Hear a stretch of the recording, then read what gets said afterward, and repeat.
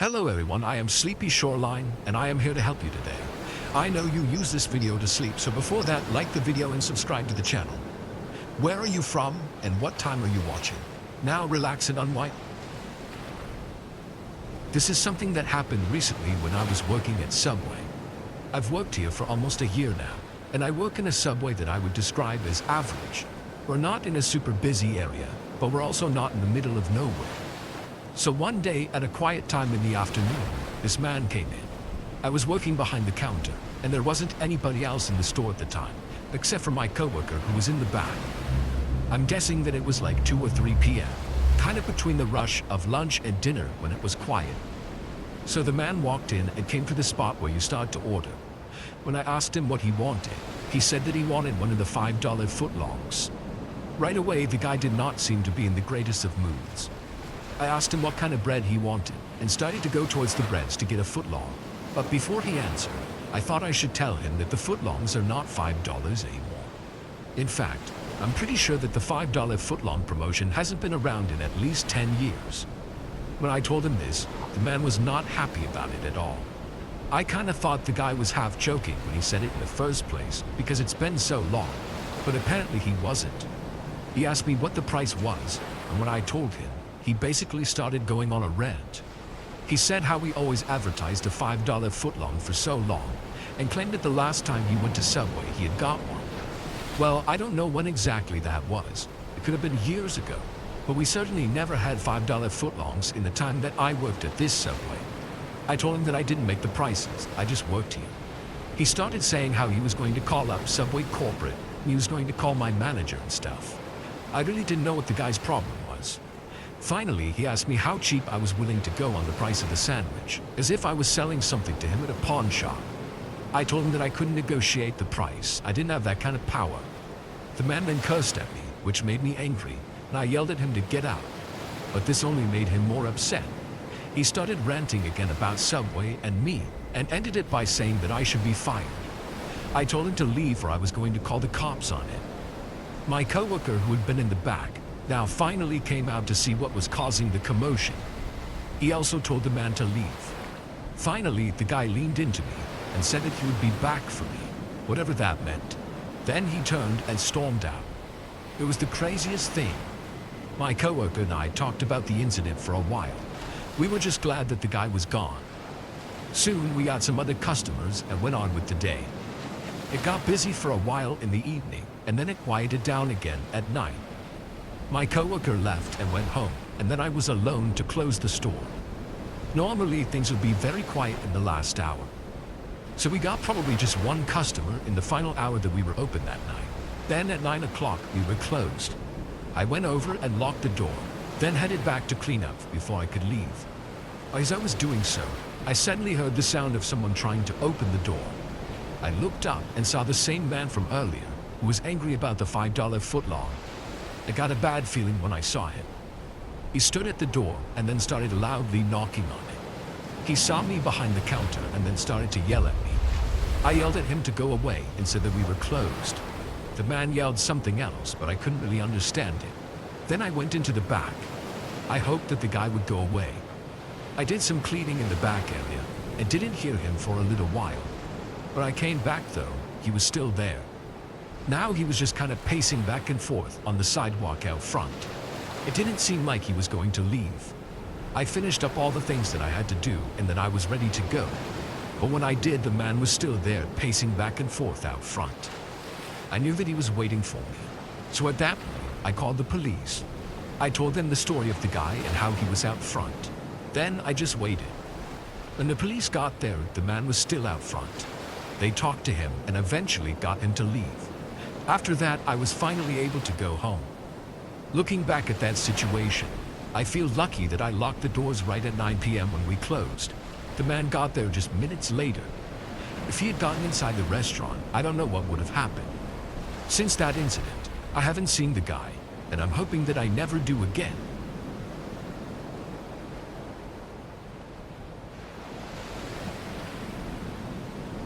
I own a house, and I live by myself in it. I've not lived there for really that long, maybe 6 months. This is something that happened just a few weeks ago now. So for some background, I've always considered the neighborhood to be very average. It's not like a wealthy area, but it's also not known to be a bad neighborhood. Most of the people that I've met have been really nice. Of course, I didn't meet all my neighbors, but just a few. In the entire 6 months or so that I've lived in my house, everything has been fine. Except for one night. A couple of weeks ago, like I mentioned, something really strange happened. I was in my living room sitting on my couch late one night. I think it was about 11 p.m. All of a sudden, my doorbell rang like 3 or 4 times in a row. It was really surprising. I didn't know why somebody would be at my house this late. I got up from the couch and walked over to the door. When I got there, I looked out of the window and nobody was there. I even opened up the door and went out onto the front step. I looked around but didn't see anybody. So then I went back inside of my house. But just a minute later, there was a knock on the front door. It was very loud and I went over to the door again. But once more, whoever had knocked was gone. At this point, I figured that it was probably some neighborhood kids ding-dong ditching me. I thought they probably wouldn't come back. I waited around by the front door for a little while anyways though. After a few minutes, nobody came back, so I finally returned to the living room. Maybe 10 minutes after this, there was a loud banging on the front door again. This time, I heard them knocking on a front window as well. I ran from the living room as fast as I could to get over to the front door. When I arrived, the people had stopped, but I was just able to see them running away. I saw what appeared to be 3 grown men running from the end of my driveway and into the street. I had figured it to be teenagers, but these guys looked a little older. Still, it was probably just a harmless prank. But the fact that one of them was banging on the front window next to the door this time was a little bit weird. After 10 minutes went by with nothing, I returned to the other room again. Some more time went by, and I actually thought that they were gone for good now. By this time, it was getting really late. But then they came back yet again, and this time was the worst by far. I first heard a really loud knock at the front door. I started running over there again, and as I was doing so, I suddenly heard the sound of glass breaking. When I arrived near the front door, I saw that the window in my front door had been broken. There was glass on the ground, and this made me so angry that I ran over to the door and went outside. I saw the same 3 men running away into the street. I ran through my front yard and into the street after them. They were pretty far ahead of me, but I saw them go into a house that was almost at the end of the street. After they all went inside, I kept going down the street until I got to the house. My plan was to confront them. This was not a silly joke anymore, but now a crime. Their house was probably the worst looking one on the entire street. I walked up to the front door and knocked on it, but nobody responded. I continued to knock on their door, and I wasn't going to go away. After I was knocking for a few minutes, I heard somebody yell from inside for me to leave. I yelled back that they broke my window. There was a few minutes of nothing. But then, I heard somebody coming from behind the house. There was a person out in the yard. I couldn't see much because they had no porch light there or anything. Moments after hearing whoever it was get to the side of the house, I looked over, and then I heard something whiz past my head and hit a bush. Somebody threw a rock at me. Then another one nearly hit me, and instead hit the side of the house. I turned around and started running away. When I was sprinting off the property, I heard at least 2 people laughing, which made me really mad. Still, I couldn't stay there. I got back to my house and was not chased or anything. Once I was there, I called the police. They came out a short time later, and after showing them my window and telling them what had happened, they went over to the neighbors. Apparently, about 5 adults lived in that house, and most of them were drug addicts. They had multiple illegal drugs inside of the house, so when the cops showed up at the front door, they panicked and one guy tried running away. The police ended up going inside and finding the drugs, and multiple people were arrested. I also pressed charges against them for both throwing rocks at me and breaking my window. Shortly after that, the house was sold to new owners who turned the place around.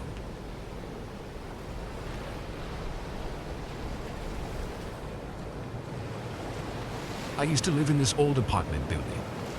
My name is Sabrina, and this took place about 5 years ago now.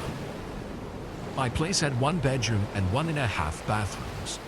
Overall, it was not the greatest, but I didn't mind it. I was on the 2nd floor, and there were lots of other people living in the building. But several months after I had started living there, I got a new next-door neighbor. His name was Arthur, and he was a creep from almost the very start. I know that the way he met me was strange enough. I left my apartment and was walking down the hallway. He came up behind me and tapped me on the shoulder, startling me. Then he introduced himself, and it was really awkward. He told me that he lived next door and stuff, and from that point I thought maybe he was just an awkward guy. But he spoke to me a couple more times and didn't really seem shy or anything. In fact, the next time that I saw him, he was just standing out in the hallway, not really seeming to be going anywhere. When I left my place, he approached me and asked me if I wanted to come over to his place. I said that I was busy and I had to go somewhere, and I declined. After this, Arthur tried to ask me out a couple of times when he saw me in the hallway, but I said no each time. He struck me as a little bit odd and creepy. All of these interactions with him happened within the first month that he lived there. I was starting to get annoyed because it seemed like almost half the time that I left my place, he would leave after me or be in the hallway. And one night I was in my apartment and went to take out my trash. We did not have a trash chute on my floor, and we had to walk all the way down to the basement to take it out. So I got on my flip-flops and left my place and walked down to the basement. I was gone for maybe 2 or 3 minutes at most. Then I returned to my apartment and went back inside of it. It was kind of late at this point, and I was tired, so I decided to get ready for bed. I wasn't necessarily planning to go to sleep right away, but probably just watch some shows in bed. So I started to go around and turn all the lights off in my place. When I passed by my broom closet, I was sure that I heard a noise inside of it. This was very weird. I didn't know what it could be. The last thing that I was expecting was for a person to be in there. When I opened the door, I saw Arthur standing right inside. I jumped back and started running from my bedroom. Arthur emerged from the broom closet and then actually started going after me. After I got inside my bedroom, I slammed the door shut, but I didn't have enough time to lock it. Arthur was there within seconds, and I saw him starting to open the door. I had the half bathroom attached to my bedroom, and I ran for that door. I got inside and shut the door behind me just after Arthur had gotten inside of my bedroom. This door had a slightly different lock, and I was just able to lock it on time before Arthur reached. He then tried opening the door and then started banging on it. Fortunately, I had my cell phone in my pocket. I dialed 911 as fast as I could. Either Arthur or me said anything in this time. After trying to open the bathroom door multiple times, Arthur then started banging on it. I finally spoke and yelled that I had called the police. Then I talked to the 911 operator. I told her exactly what was going on.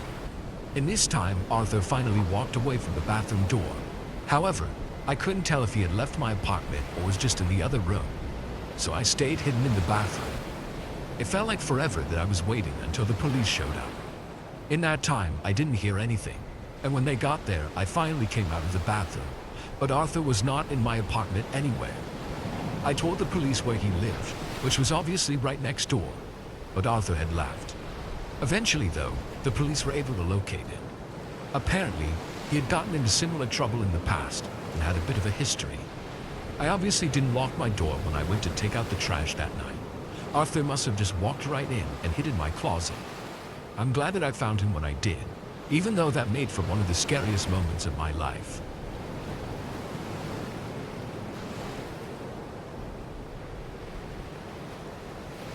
One time last year, I went to a Subway at night. I was just going to get a sub, and the Subway restaurant was only about 5 minutes from my house. It was located in a quiet strip mall that had several other businesses in it. So I went there at probably about 8 p.m. I remember that it was completely dark out because it was the springtime, and the area was also pretty quiet. Most of the other businesses in the strip mall were now closed. I walked inside of the Subway and I ordered. It didn't take very long because nobody else was there, and then I got my sandwich.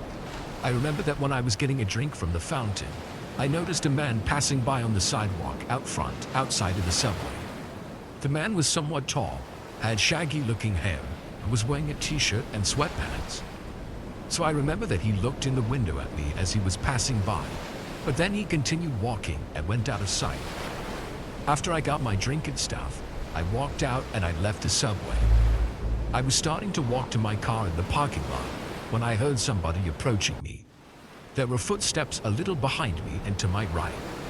I looked over and I saw the same man. He was approaching me, and before I knew it, the man was right next to me. I stopped to see what the guy wanted. When I did, he asked me if I could give him a ride over to the gas station and pointed in the direction. The way he pointed, there was a gas station within sight, and it really wasn't that far away at all. It was kind of in the direction of where I lived too. Obviously, I didn't want to give this man a ride though. I didn't know him or anything.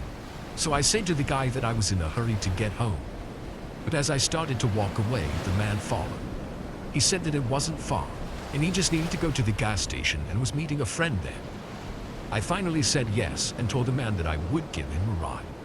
I feel stupid saying that, because obviously it's not smart to give a ride to a random person you first see at night. But that's what I did, and I was just hoping that it would be a quick drive to drop the man off. I mean, it would take less than a minute to get to the gas station, and it was within sight. It was just a little bit to the left of the strip mall and almost behind it. And the gas station was open, and there looked to be several other cars there. So the man got in the passenger side of my car, and I got in the driver's seat.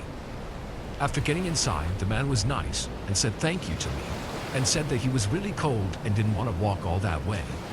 It was pretty cold out with it being the early spring and nighttime. So I left the parking lot of the strip mall where the subway was. Then I drove out of the parking lot onto a busier street. After we went to the left, the gas station was just to the right. But the entire drive, neither me or the man said anything. It was just awkward silence. After I turned into the gas station, I pulled into a parking space in the back side of the parking lot. It had been a quick and easy drive. When I stopped though, the man did not immediately get out of my car. So I said something like, "All right, have a good night now." But he didn't get out. He just sat there. It was really awkward for like 30 seconds, and I was getting a bad feeling about this whole situation. At this point, I was kicking myself for letting a stranger get in my car at all. So finally, I said to the man, "We're here. Isn't this where you wanted to go?" The man finally spoke. He said this wasn't the correct gas station. He said it was another one that was a ways down the road, and he pointed to the east. That was not the direction I was going. I thought the man needed to go to this gas station, and I was sure that's where he pointed. I told him this is where I thought he was going, and he said no, as if I was stupid for thinking that. I told him that I was not going in that direction and I had to go home now. He didn't respond, and he didn't get out either. This man seemed really annoyed with me that I somehow didn't know exactly where he was going. I told him I couldn't go there, and I wasn't going any further. He did not seem happy about it, and did not get out of my car. The man told me to drive him to the other gas station. I was getting pretty nervous. I didn't know if this guy could possibly be dangerous or something like that. I asked him to get out of my car, and he said no. At this point, I didn't really know what to do. Then, as we were sitting there, I noticed a police car pulling into the gas station. When I saw this, I was thinking maybe I should try to get the cops' attention. But as I was still thinking that, the man next to me suddenly got out of my car. He opened the door, left my vehicle, and then started quickly walking away. The guy started heading towards the building, and then I just left. I went home, and I told myself that I would never let a stranger in my car again. Looking back, I'm not sure what that guy was planning to do. I figured that when he saw the car, he knew he was up to no good, and he left. I'm really glad that the police officer pulled into the parking lot when he did. So, this was a few years ago, but I'm pretty sure it's the creepiest encounter with a stranger I've had in my life. I've never really written about a personal experience like this, and I don't know if you all will find it as weird as I did or if I'm overreacting, but I thought this would be the place to share it. My friend and I were at my house and found ourselves craving fast food. I live about a half a mile from a Burger King, a place my friends and I had walked to on previous occasions. It was nearing dusk, but my neighborhood was generally safe, and I had never felt uncomfortable or unsafe walking around here before. The weather was mild for December, so we decided to walk to the nearby Burger King rather than drive. For some background information, my friend and I are both 16-year-old girls. We have both had encounters with creepers in the past, but my resting bitch face has deterred a lot of unwanted advances.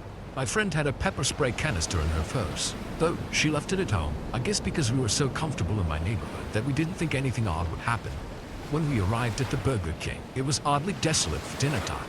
The only people in the restaurant were the workers, an old Italian man who seemed to be the franchise owner, and a middle-aged African-American man sitting in the corner, facing the window.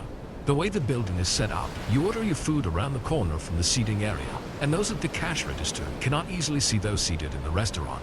There's a side door that leads directly into the dining area, allowing people to enter and exit without being seen by the cashiers. As we were ordering our milkshakes and fries, the owner was screaming at the young employees, which made my friend and I pretty uncomfortable. When our food was ready, he brought it to the counter and leered at us, asking us if we had just been to the beach. Neither of us was dressed particularly provocatively, and I just gave him a dirty look and sat down to eat my food, thinking that he was probably the creepiest person I was going to meet that day. When my friend and I sat down to eat, the man who was seated in the corner got up to leave. We barely looked at him, but when he was passing our table, my friend and I noticed an odd detail. Though he was middle-aged and was wearing what looked to be a work uniform, he had bright, neon green contact lenses in his eyes, the kind people wear with Halloween costumes. I giggled to my friend that he must really like Hobson, a rapper whose persona includes red white contact lenses, but we didn't find it too strange until he came back in the side door 3 minutes later. When he came back in, he was carrying a misshapen large bag. He was previously seated very far from us, but when he came back, he took a seat closest to us, 2 or 3 feet away. The tables were angled differently, so his back was facing us. We thought this was weird, but we continued eating while he pulled out an ancient laptop from his bag and started it up. A few moments later, my friend grabbed my leg and made a motion for me to look next to me. There, it was clear the man had positioned the laptop screen so that my friend and I could see it. I heard his heavy breathing before I fully grasped what was happening. There, on his Windows Media Player screen, were 2 naked women in what seemed to be a dungeon, restrained and being whipped by a third woman in a rubber suit. Now, I'm familiar with computers and have friends who joke about such things, so I've come across explicit content before. However, this was far from ordinary bondage material. It seemed less staged and more amateurish, and the fact that he had it stored on a disk rather than accessing it online made it all the more unsettling. What heightened the unease was that he was gradually increasing the volume on his laptop. By the time my friend and I fully grasped the situation and decided to leave, the sound was at maximum volume, and the disturbing sounds of the woman's distress echoed through the dimly lit restaurant.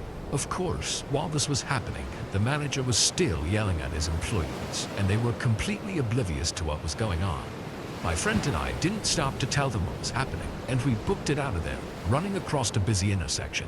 I looked back to see the man getting up and walking out of the Burger King, into what can only be described as a stereotypical black creeper van. I told my friend this, and we began to panic and ran into a nearby gas station. The van drove into the parking lot and sat there. We hid inside for almost half an hour, and the employees probably thought we were shoplifting, but we were too scared to make the walk home with this weirdo on the loose. Eventually, the van drove off, and we peeked outside to make sure the coast was clear. By this time, it was completely dark. I called my best guy friend and asked him to come pick us up, but he was across town. My friend and I just stayed on the phone with him as we began the trek back to my house, which, though short, unparanoid, seemed endless.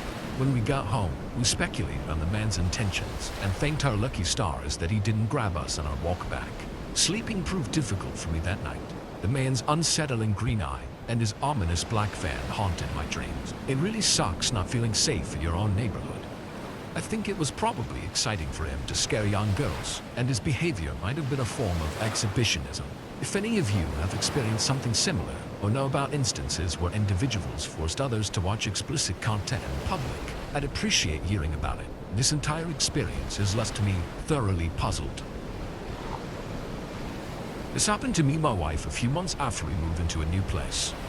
This took place back in November of 2018, and actually it wasn't even fully resolved until just recently. So back at this point in time, me and my wife were going through some hard times.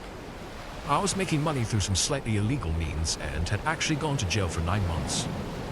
I got out in September of 2018, and I had a job in the city waiting for me when I got home.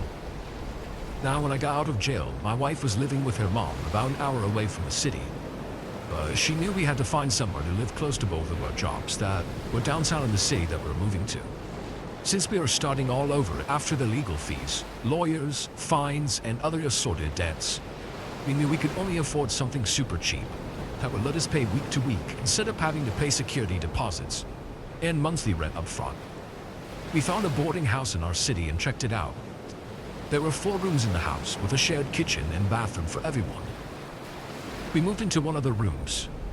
Our neighbors on the first floor were a 30-year-old lady and her mom. And then upstairs there was a young guy who moved in the same week as us. And lastly, a young couple that lived in the room next to the other young guy. In the 3 months that we lived there, the only people we talked to was a young couple upstairs. They seemed similar to us in age and interests, and we just usually talked to them in passing, or maybe on the front porch when we were all out there having a cigarette. They were nice enough, and they also smoked weed, which me and my wife did as well. Yeah, we smoked on the porch together a couple of times. Things were just a-okay until the month of November came, and shit just started to hit the fan, left and right, with this couple, who we'll name Jim and Sierra. It started off small. Things like hearing them get into short shouting matches, or one or both of them asking me and my wife to borrow money, or constantly trying to bum cigarettes. One day I came home and Sierra was walking into the house, the same time as me, with 3 guys that I've never seen before, and a case of beer. They party all night and keep me and my wife up, but we end up going to bed around 5 a.m. A few days later, we are woken up on a Sunday. Me and my wife's only day off to Jim screaming at Sierra, throwing all of her stuff into the front yard. He was calling her everything in the book. You can imagine. It told her to get out of his life, yada yada yada. They argued for like 3 hours and eventually someone picked Sierra up. We had a week of peace and quiet, but by the next week she was moved back in, and the fights and screaming were constant. Until one night.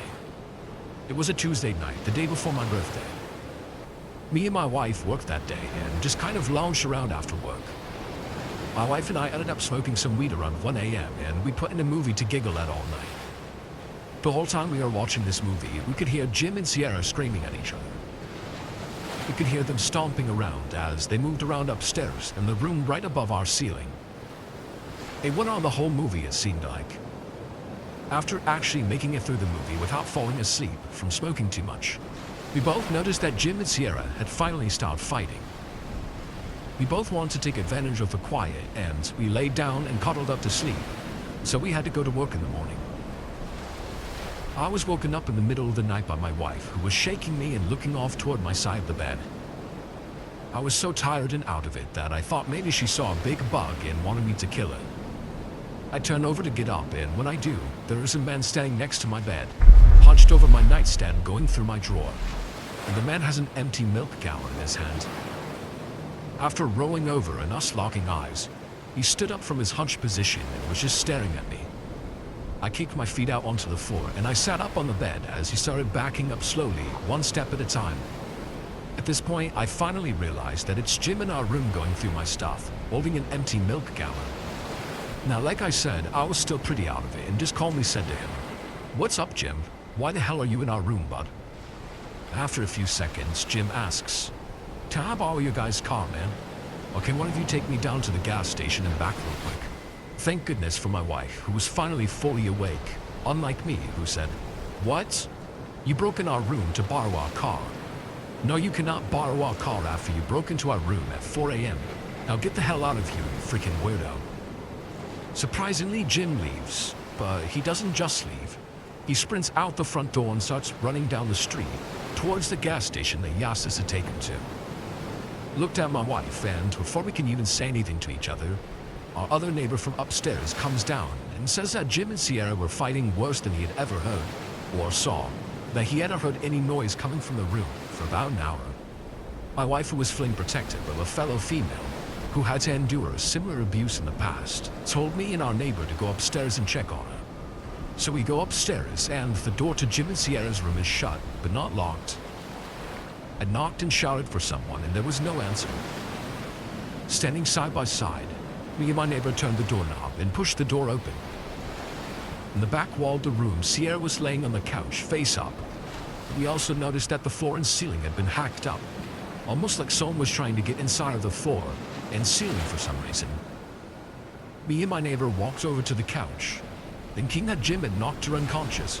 But when we made it to her, we realized there was blood on the couch and thin blood streaks on the wall, and blood all over her.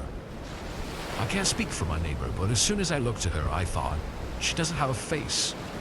The neighbor called the cops immediately and I was just standing there dumbfounded. I heard him tell the police that Jim had smashed his girlfriend's face in with a sledgehammer, and the weapon was still there, but Jim had run off. The police told us to leave the room and wait outside if we felt safe doing so. The cops came and they put an APB out on Jim. They found him about an hour later running down the street. After talking to the cops, they said it looked like Jim was trying to find the gas line in the house. And he probably wanted me to take him to the gas station to get fuel to help him burn down the house with Sierra inside. After all the cops left and everything calmed down, me and my wife looked at each other like, what the hell? We had to call into work the next day because there were 2 news vans out front all morning, and every time we stepped out for a smoke or anything, they were badgering us for an interview. It ended up being a small blip in the news with a short paragraph in the newspaper and a 1-minute segment on the local news channel. But yeah, that's how I was face to face with a murderer, right after he killed his girlfriend in the same house I was in. It was summer of 2004. My family was supposed to vacation to Kennebunk, Maine. My father was stuck in meetings, so he was going to come up from Manhattan a few days after us. My mom wanted to drive up there to Maine before my dad got there. It was super annoying to me at the time, but we didn't have a choice.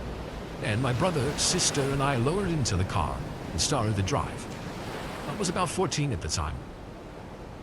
The drive was uneventful, but there were various delays, and we ended up getting there a lot later than originally planned. Because of this, the owners of the house we were renting had turned in for the night, and we weren't able to get a hold of them to get the keys. Sounds like horrible planning, but apparently they were pretty strict about the time frame to pick up the keys. My mom, unfazed, decided she wanted lobster, so we went to one of our favorite spots. She called my dad to see if he could make us reservations at a hotel in Kennebunkport from New York City while we ate. We were enjoying the lobster while a guy came up and started chatting with my mom. I figured it was just a friendly local making conversation. During this, my dad calls my mom, and my mom excuses herself to speak to him. Apparently, all hotels were booked for the night. Go figure. Height of vacation season in Kennebunkport. The plan was for us to drive to the nearest town and just find somewhere to stay until we could pick up the keys for our vacation home. Apparently, the local had been listening into my mom's conversation and came back over when she got off the phone. I want to say there was nothing outwardly off about him. He was preppy looking, clean cut, unassuming, and he fit in with the clientele. He told my mom that he had a big home with a big guest house that we were more than welcome to stay at, and that his wife wouldn't mind. Immediately my reaction was screw that. No way in the world I was staying in a random dude's house in creepy Maine in the dark. No offense to anyone from Maine, but the streets get creepy. My mom, doing her due diligence, determined this guy was legit. Said he was in finance. My mom was an investment banker, and they chatted enough for my mom to determine that he wasn't totally full of it. I called my dad pretty hysterical, but he said I was overreacting and that I need to get out of this city more, and accept that sometimes people are just nice. So my brother, sister, and I got into our car and followed him back to his house. The guest house was actually really nice, fully furnished, but the beds were oddly placed. It had 2 bedrooms, and instead of the beds being located in the middle or centered, imagine a symmetrical room layout. They were right under the window in each room. It just seemed out of place to me. Anyway, fast forward, we're all getting ready to go to bed. My mom hears a knock on the door, and it's the guy. He said he just wanted to check to make sure we got settled. Cool, nice thing to do. About 30 minutes later, he comes back to check in again. At this point, my mom was like, thanks, we're good. He'll stop by the house in the morning to say thank you, etc. Okay, so fast forward another 30 or 45 minutes. I can't sleep. I'm feeling terrified. We hear this rustling, which is odd, because the guest house was nowhere around trees, or even close proximity to bushes that might cause such a noise. At this point, I see my mom wide awake and look up at the window, like motioning towards the window with her eyes. Let me add real quick, none of the windows had curtains. The guy said it was because his wife was in the process of redecorating. When I looked up, there was a male figure just standing. I thought I was going to have a heart attack. I don't know how long he was there for. When he walked away, my mom waited a bit and then told us to get our stuff together. She wasn't messing around. We had my dad on the phone at this point, and she was pretty much flipping out at my mom about something. I didn't hear what. My mom said she was going to put stuff in the car and to follow her out. This was around 2 a.m. When we got into the car, we pulled around to the front of the main house so we could get the hell out of there. However, when we got to the front, all the lights were off. Not just all the lights, but it looked like no one had been home. Porch light, table lamp, and front windows. Like everything black. Also, the 2 cars were gone. The local's car and what we presumed to be his wife's car. After seeing this, my mom at this point, pretty unsettled, said we were leaving and we proceeded to drive to the gate. The gate at the end of the driveway had been dead-bolted and padlocked shut from the inside. It wasn't a super strong gate, so my dad said rev it, and we were in a big SUV. We just smashed right through it. We drove back straight to New York City, not speaking the entire time. We have never returned back to Maine, and my parents refused to speak about it. I asked a family member one night about it when he was drunk, and all he said was, "They didn't tell you?" The actual owners of that house were on vacation. I'm assuming my mom or dad followed up with local authorities and figured that out, but never told us. I don't know who that man was or what was planned that evening. I was curious as to whether there were any known serial killers or murderers who were in that area at that time. This encounter happened in the summer of 2006 when I was 20 years old. I didn't get my driver's license until January of that year, and driving opened up so many doors for me that I took a lot of solo road trips to my friends' houses. I also looked pretty young for my age, and I was often mistaken for a high school student in my early 20s. I was driving alone on I-78 on a random July day, on my way to visit my friend in southern Pennsylvania for a long weekend. Her parents were away, and we had the house to ourselves, and we were planning on drinking and hot tubbing and watching Planet Earth drunk. It just came out. Maybe run around some cornfields at night. I was so excited, and I had a great drive, listening to good music, and it was a beautiful day for driving. Right after I crossed the border from New Jersey into Pennsylvania, I stopped at one of the first rest stops to get gas and snacks for the last part of my drive. I've tried to figure out which rest stop this was, and I can't ID it, but it was a gas station with a large mini-mart. Opposite of the gas station was the on-ramp back to I-78 West, and parallel to the on-ramp was a dirt road, which comes into play later. I was heading into the store when a man in his late 30s or early 40s approached me.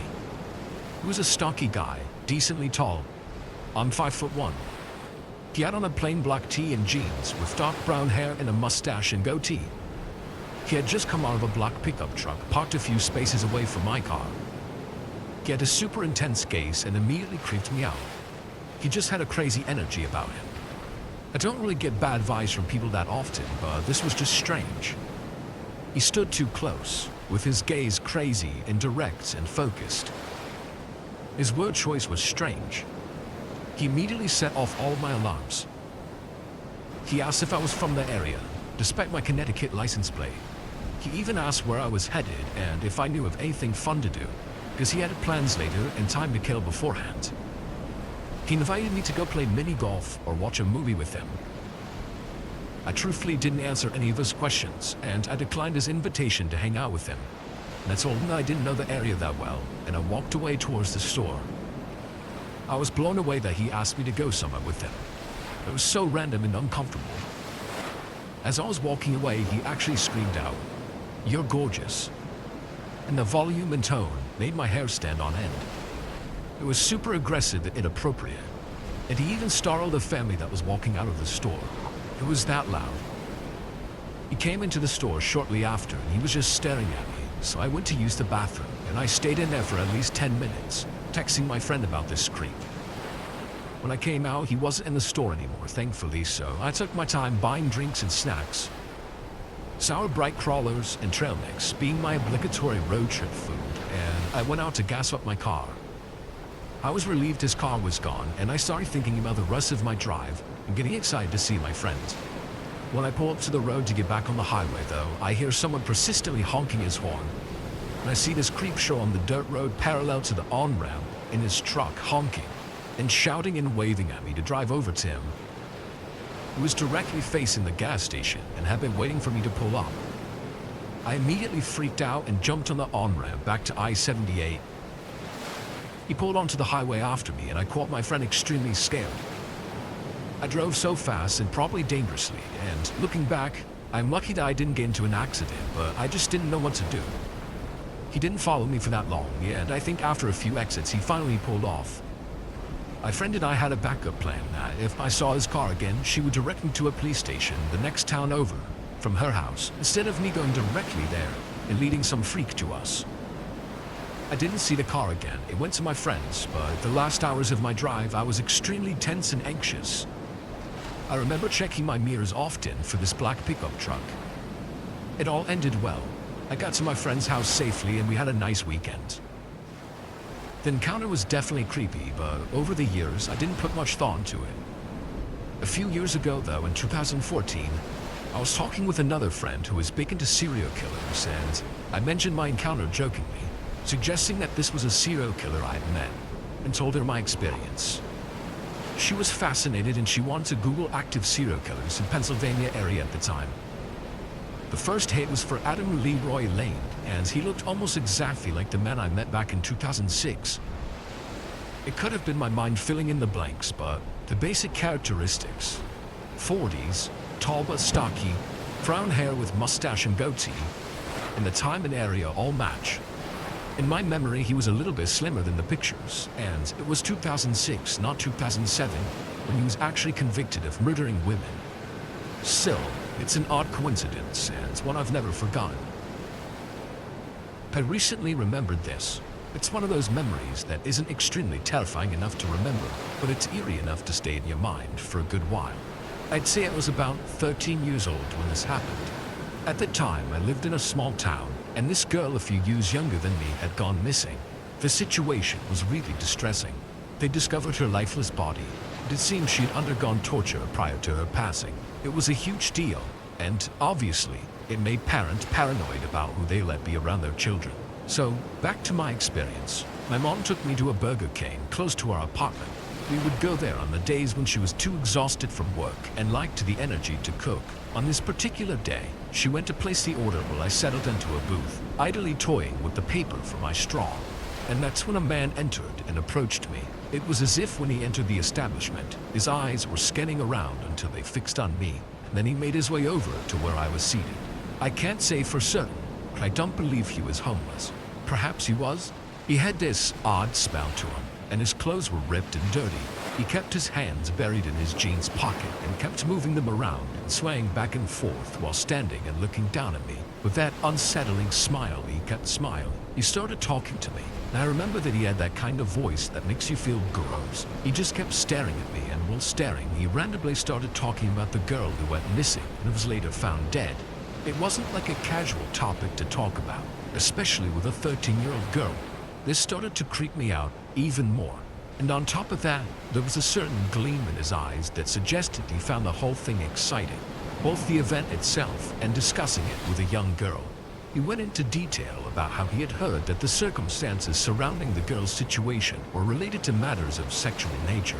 Now, when you're very young and a strange and unsettling man who appears to not have showered in probably weeks is discussing sexual topics with you, and he's using such intense language and emphasis with his words, it's just really unnerving. The entire situation is messed up. I felt uneasy as this guy was standing extremely close to me, practically blocking my side of the booth. It was as if he was aware that unless he stood almost pressed against my side, I would promptly get up and abandon the so-called charming conversation. Luckily, before he could talk more about sex or ask if I've done it before, which is where he was going, my mom saw him.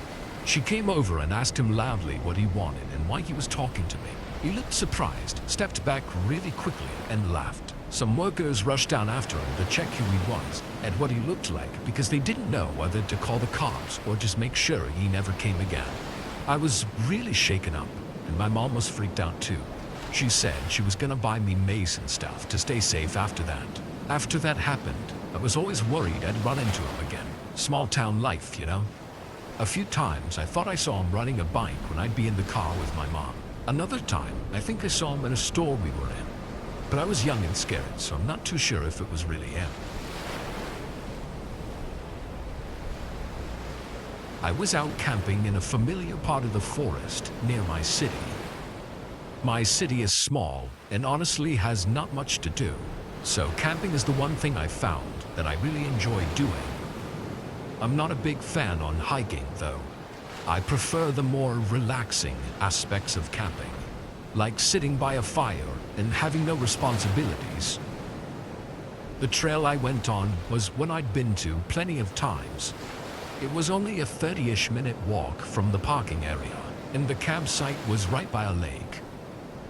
Having only my small city near the forest, there's only so many people that could possibly be camping at the same time and place as I was. But this time when I got there, a man had a tent already set up. I could see him down by the lake, walking in the sand. He looked like he was in his 40s. He had some generic swimming shorts on and a stained white t-shirt. I walked a little further from where his tent was, then set up mine. I then collected some large stones from nearby and placed them in a ring, prepping for the campfire I was going to have later.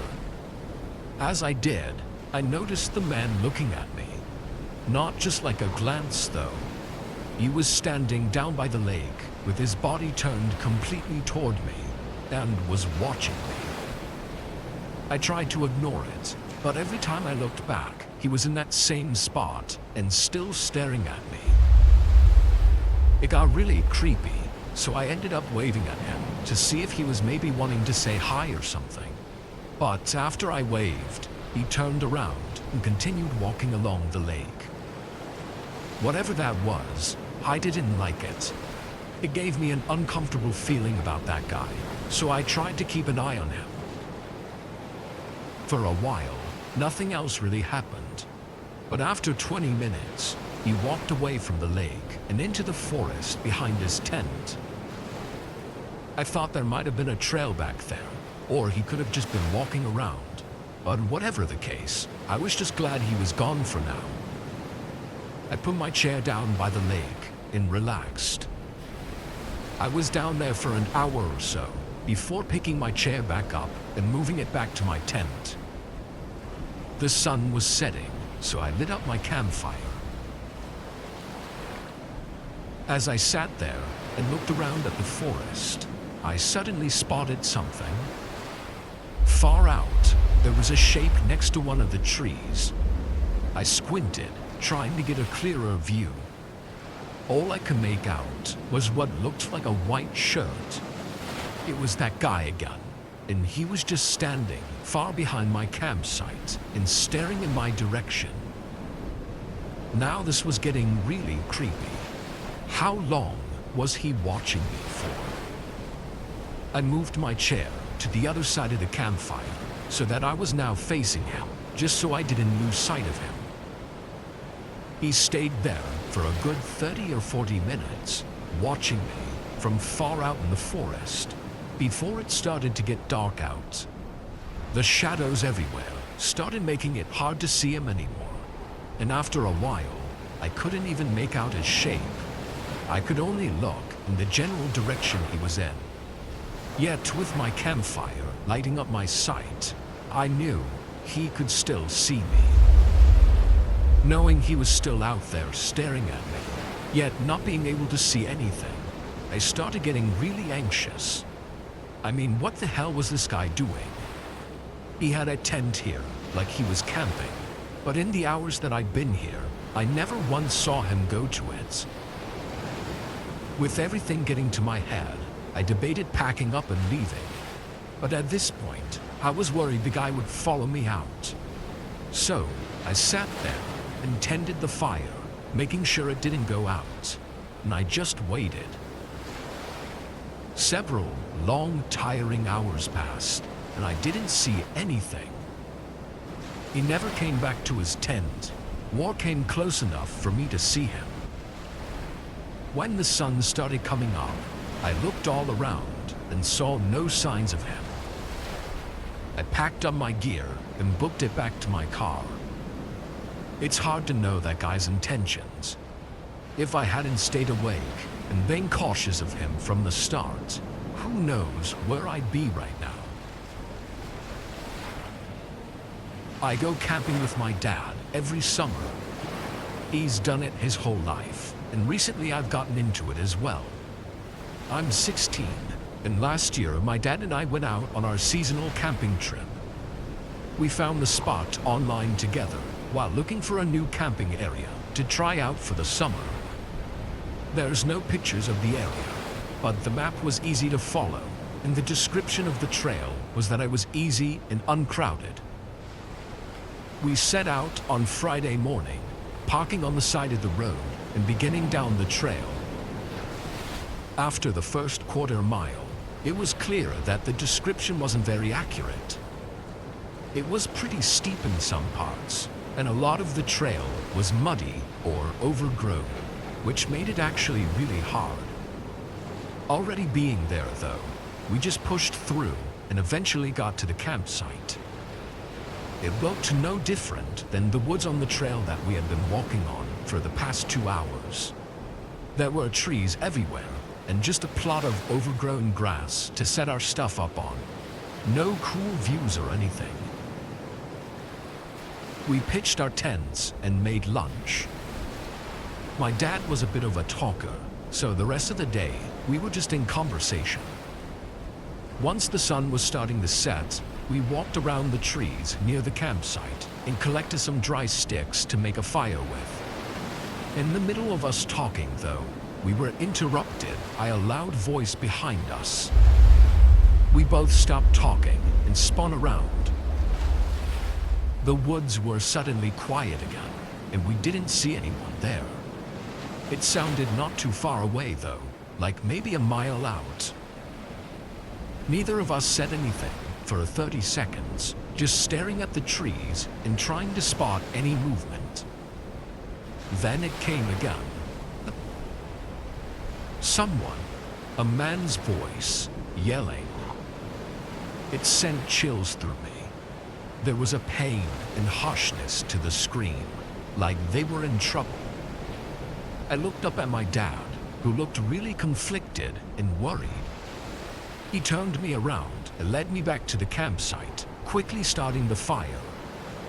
The screams kept coming though, and eventually I asked my dad if we should help them. I could tell my dad was thinking of every option. He faced me and told me to stay by the fire and wait. His face was serious, and he said he was going to run a little ways toward the voice and just see what he could see, and that if I saw anyone, to not let them near me. I agreed and watched him run toward the man's voice. After a minute, he was out of sight. Honestly, I wasn't sure what I would have done if I were in my dad's shoes. Leaving someone in need of serious help would make me feel horrible. But we were also in the middle of the woods, so if something happens, well, I don't know. After 10 minutes, I started to get a little worried. The sun felt like it was dropping fast, and there was still no sign of my dad. But then, suddenly, the screaming stopped. The whole forest was now quiet again.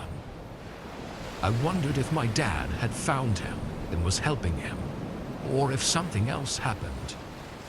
Still, after another 10 minutes, my dad was nowhere in sight. With the blanket of darkness starting to cover the forest, I grew more and more nervous. I stood off and walked a little bit away from the campsite and toward where my dad had gone. There were still no signs of him, so I walked a little more, and then, finally, I heard footsteps from up ahead.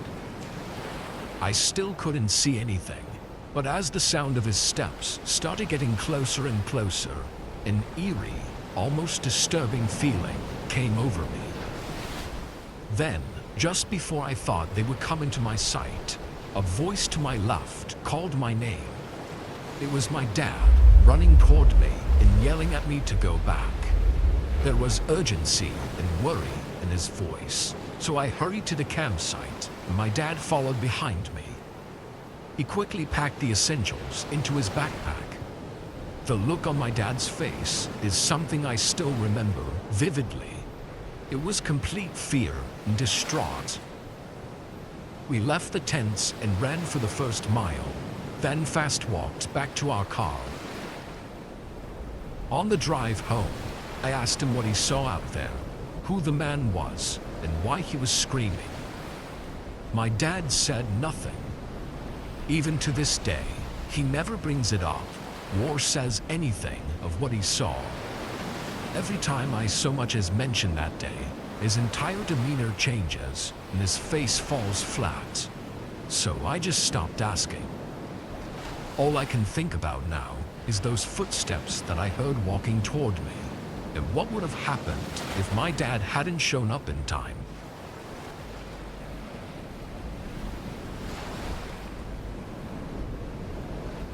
I was with my 2 college friends doing a weekend camping trip in the woods near us. I'll use different names for their privacy, so I'll call them Ryan and Jamie. Ryan and I aren't experienced in outdoor activities, so it was Jamie leading us through it all. He had a small spot by the river that he led us to. It was a couple miles through the woods, but there was a huge field just on the edge of the river that we would set up camp at. When we got there, nobody else was there. We set everything up right in the middle of the field, between the woods and the river, then brought out the beers and sat around the campfire.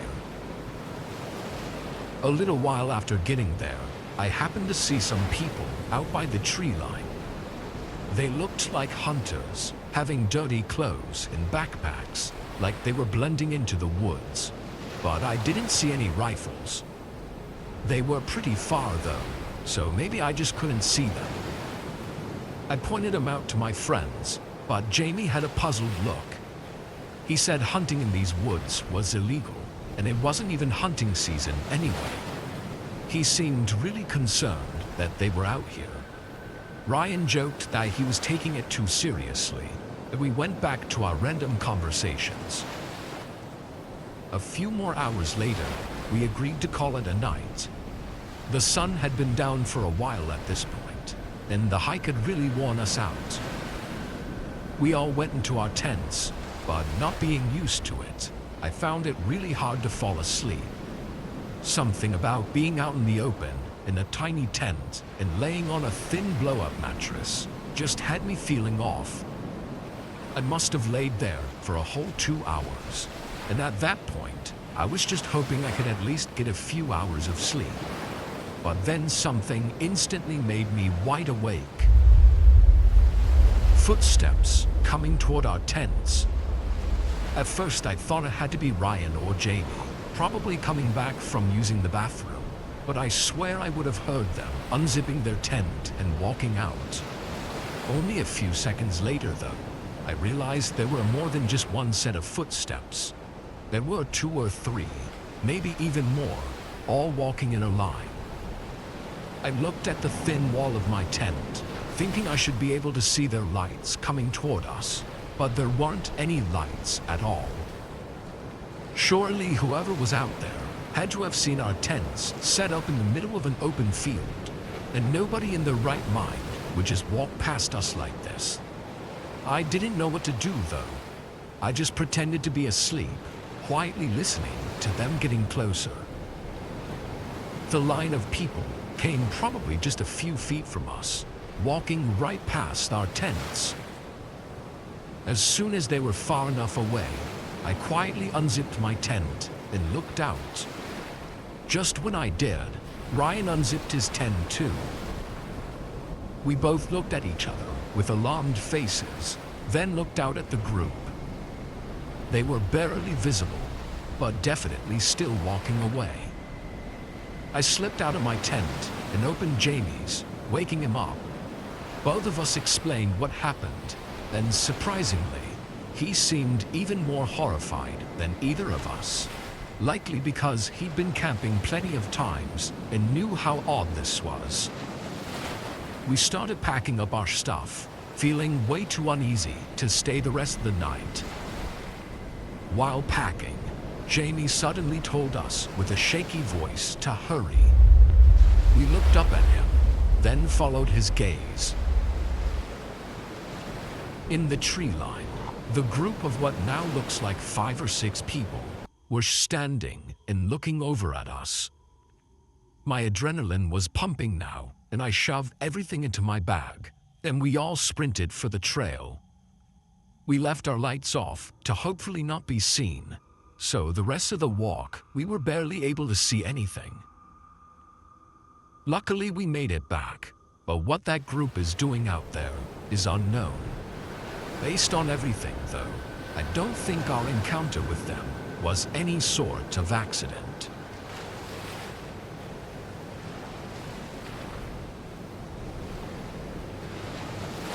I used to work at Subway years back. The job was exactly what you would expect, and I liked it. I remember that something really creepy happened one time though. I still randomly think about it here and there. One time I was working a closing shift. I think we closed at like 9 p.m. or something like that, and I'd been working since sometime in the afternoon. Our Subway location was in a good spot and would get really busy during certain times. At around 5 p.m. it started to get busy, and by 6 there were lots of people in line. I remember that I was kept very busy during this time and was making sandwiches. On this night, I believe that we had 3 of us working, and then 2 of us would be there until the close. So we had 2 people making the subs and 1 person on the register at this particular moment.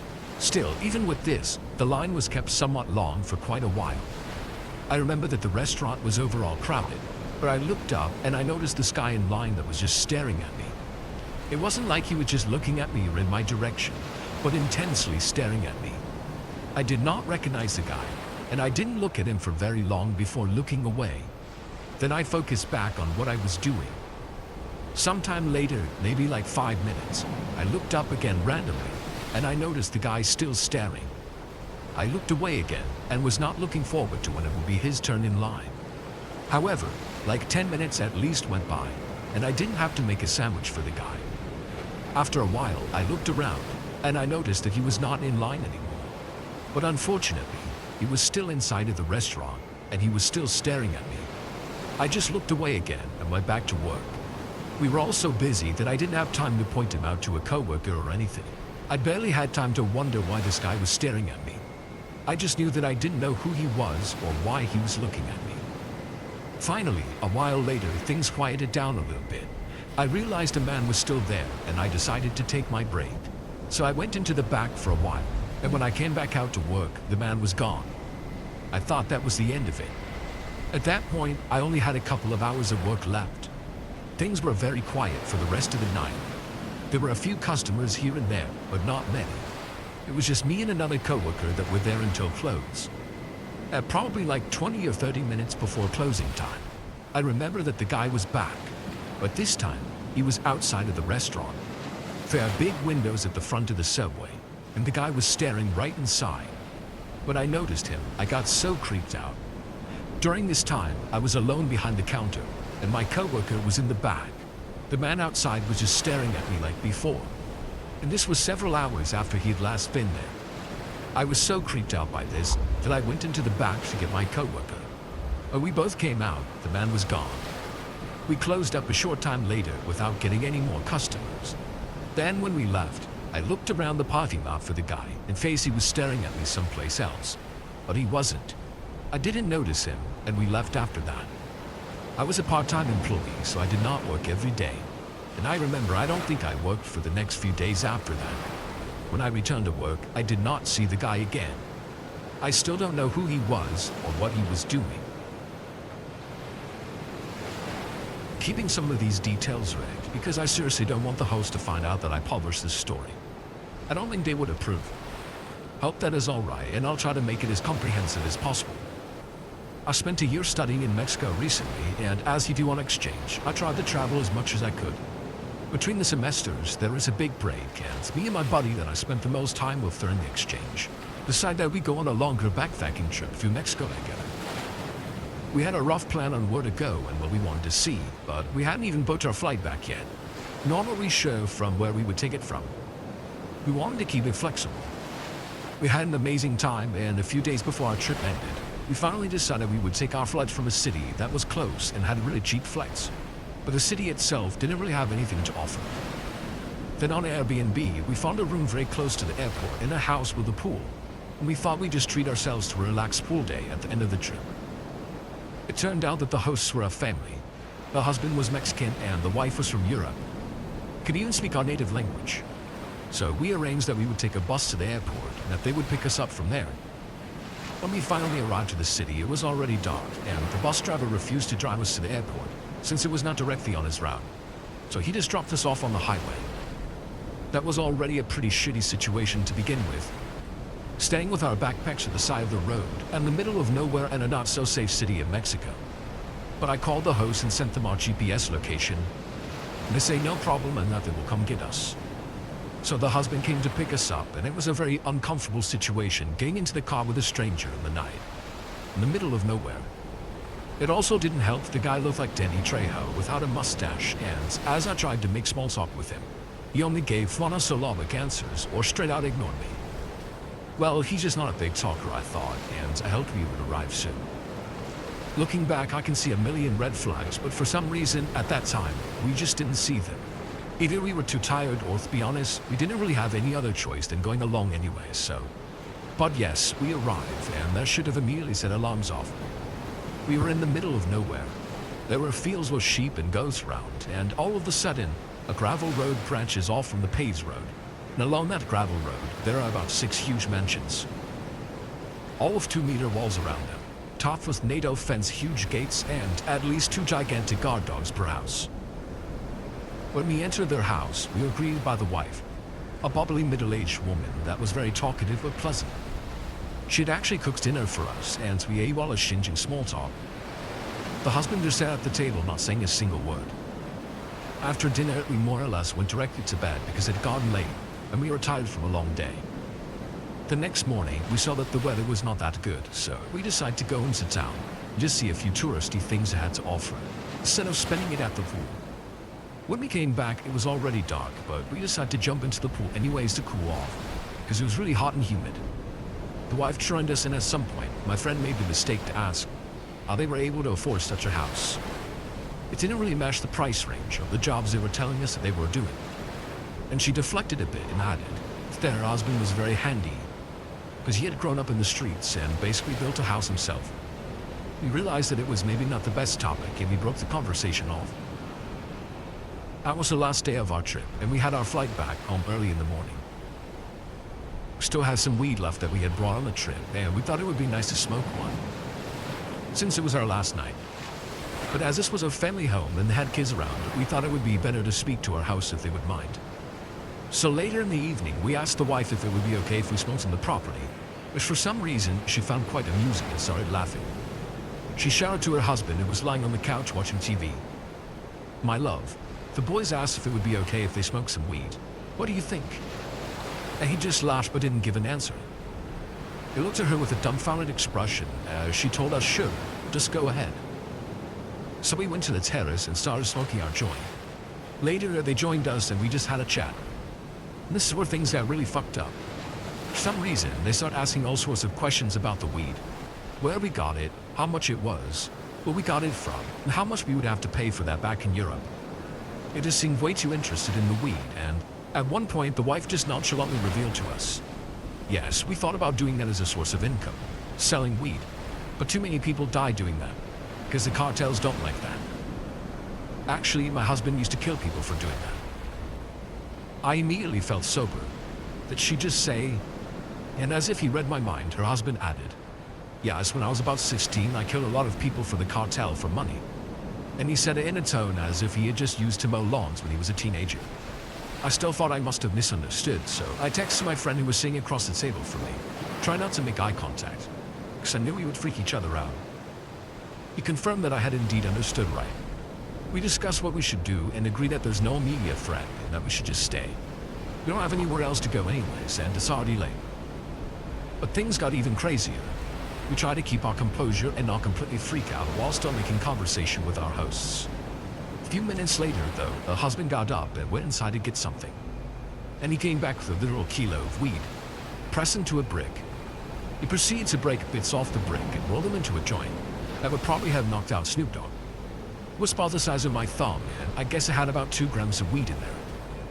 Of course, he offered to join to us, but we politely declined, saying that we were already pretty stoned. He seemed a little offended, but fortunately, he bought our excuse. But it got even worse. A few minutes later, we hear a couple of loud bangs. My wife became a bit uneasy and asked, "What was that?" To which he answered calmly, 9mm. To confirm my suspicion, that had indeed been shots. I would say it was around 7 or something shots, fired pretty quickly after each other. The wife got nervous and asked if we should maybe go inside. What do you think they are shooting at? In the air? At cows? At people? But he just shrugged it off and we stayed outside. Again, a few minutes later, there were more shots, but this time even closer. The wife got even more upset and asked again, "Should we go inside? What do you think they are shooting at? We need to go inside." And I think I'll never forget when he answered in the calmest way imaginable. "No, everything's okay. I didn't hear any screams yet." I don't know why, but the way he just calmly said that freaked me out, and is still making my heart beat whenever I think about it. After that, we quickly excused ourselves and went to our room. When we could finally talk, we basically both lost it and panicked. What the hell were you supposed to do? We are locked in the house with the contract killer in the middle of absolutely nowhere. People are shooting outside. We decided it was probably our best bet to stay because we thought, well, we are his guests and he is not going to harm us. And despair to have walls and dogs and a serial killer in between us and people shooting around. So we barricaded ourselves into the room and didn't sleep a second until the morning, when we noped the hell out of there and went to the airport. I was never so happy to be patted down as security my whole life.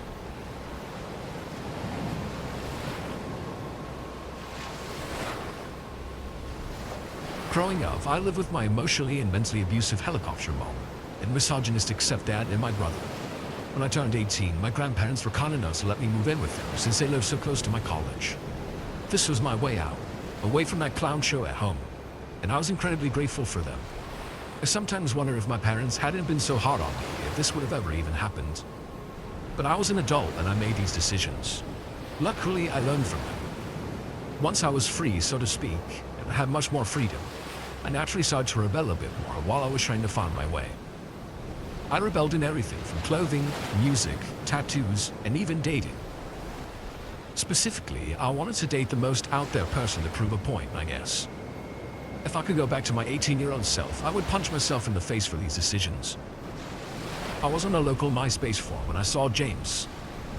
I went to high school with James and we got on fine, but I hadn't seen him in a couple of years. It turns out that James had suffered some childhood trauma and went to go live with a relative about 8 hours away in another state and was seemingly living a more stable life now. We started messaging back and forth and I liked James a lot. He was different, quirky and edgy even. I started to speak with James more and more frequently and messages became texts and somehow in the mix, it became a relationship that I regret to this day. Every day, non-stop texting, and sometimes it would turn dark and James would say things to me that are forever ingrained in my head. He would often talk about his childhood trauma and some seriously disturbing things. Of course, this is a red flag and I'm unsure why I continue to stick around. After a couple of months, James came to visit me. We stayed a few days in a hotel and it seemed like a whirlwind. I truly cared about him, but looking back, I don't know if I would have necessarily called it love or simply just having a good time. But at the time, I was convinced that it was love and that I felt like he was the one for me. There was an instance where I had come out of the bathroom at the hotel and I remember the hotel room being in disarray, clothes strewn everywhere, and it was just a giant mess. But James stood there smiling. He got down on one knee and proposed with a small sapphire and diamond ring. I said yes, but it just didn't feel real, or something about it was unsettling. When I think about it, I feel nauseous. I guess it's a bit of an embarrassment that still lingers. Towards the end of James' visit, we sobbed together and we were unsure how we were going to make this work. What other options did I have other than to move? I withdrew from my classes and moved to his area. I remember when I told my parents, my mom was extremely upset that I never discussed this with her or my stepdad. I think that conversation fueled me to really stick it out and make it work. In my mind, I was an adult and this was a huge adult decision and I didn't need to discuss anything with anyone. And no one would tell me anything different. We lived in a small room at Jane's grandmother's house. We never really left. He would act very strange when I mentioned wanting friends or wanting to get a job so I could leave the house, or even wanting to leave the house in general.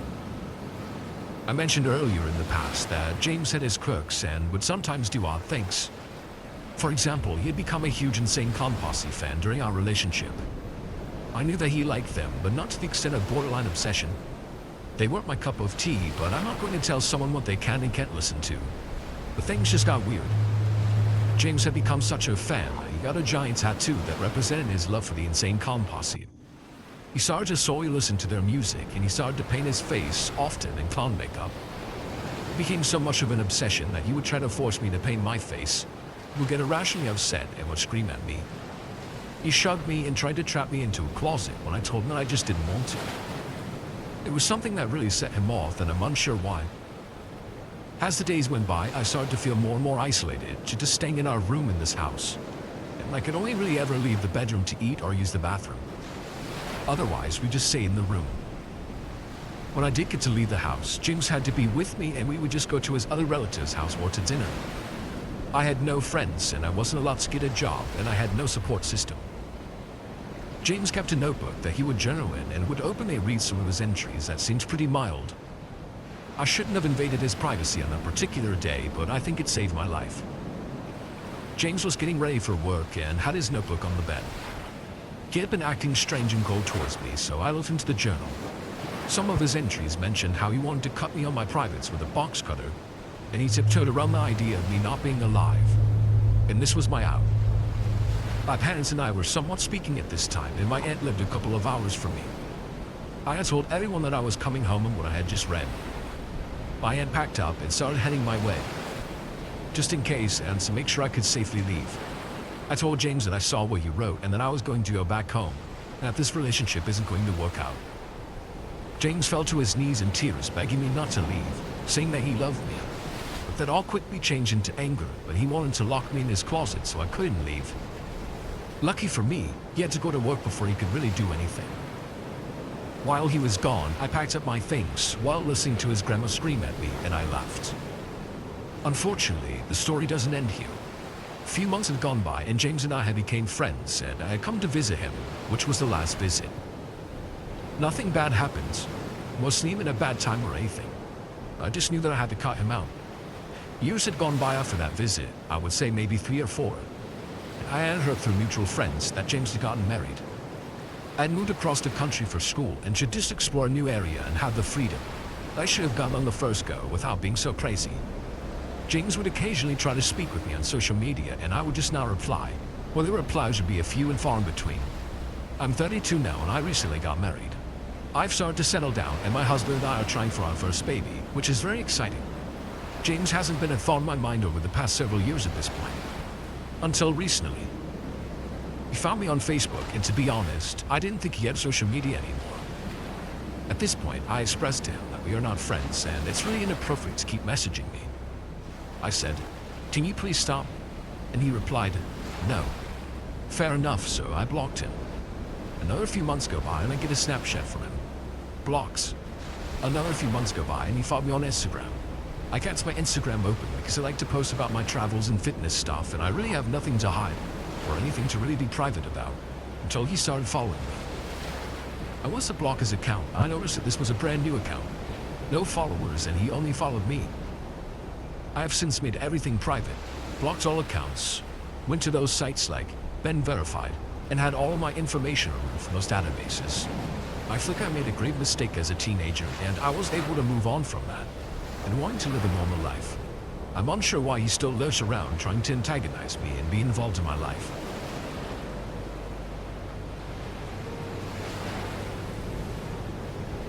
This happened back when I was a kid. I was pretty young, I think about 7 years old or so. I remember that when I was a kid, I always loved going to Toys R Us. My parents didn't really go there too much, but whenever they did, I was sure to go along. I have a younger sister, and during this time, she would have been about 3 or 4 years old. One time, I went with my mom and sister to the local Toys R Us. I don't remember the exact reason why we were there.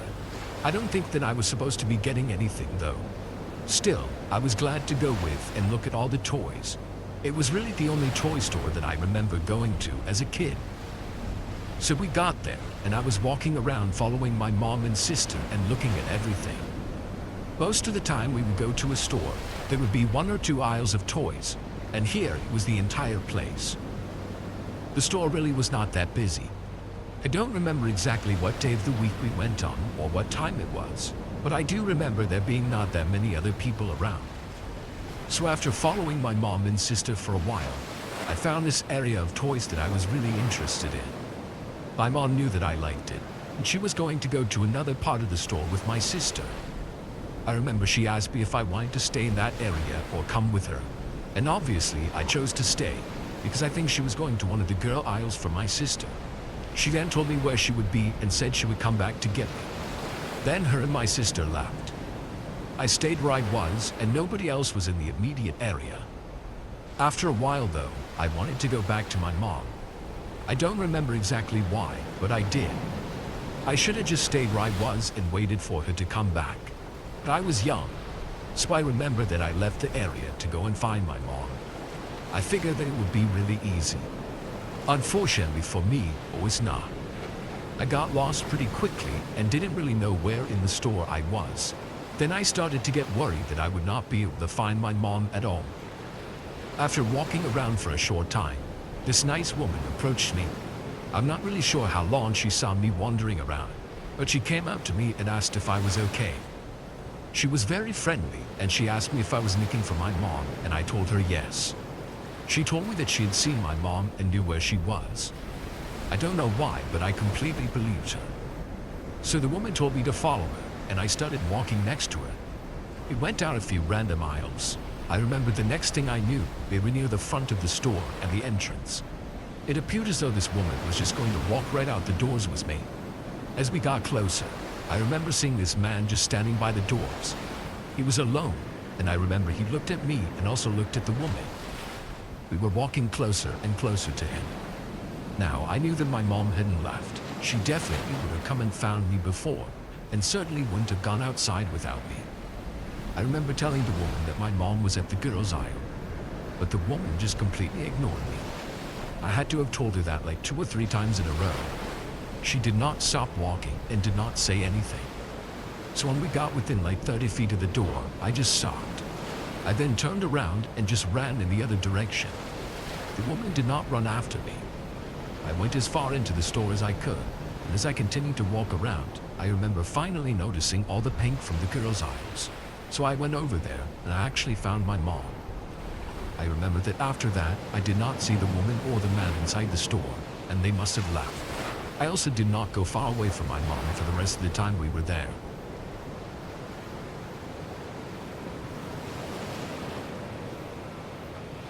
I'm a female, and this took place one night about 20 years ago. At this time, my daughter was just 5 years old. One night, I left home to do some shopping. I was getting groceries and then was going to get my daughter a birthday present. She would be turning 6 in a few days. She stayed at home with my husband and I went by myself. So I got to the Toys R Us and it was sometime at night. I don't remember exactly when, but after going inside, things were very quiet and I think that they must have been closing soon. I knew one thing that I wanted to get for my daughter, but I was kind of looking around for something else as well. I don't even remember what toys they were. Probably some kind of stuffed animals or something else related to animals. After being there a little while, as I was standing in this one aisle by myself, I looked over and noticed this guy at the end of the aisle. It was a man who was wearing a large black coat and also wearing a hat. He was just kind of standing there and seemingly looking at me. Immediately, it struck me as suspicious. I'm not a paranoid person at all, but this just seemed really odd.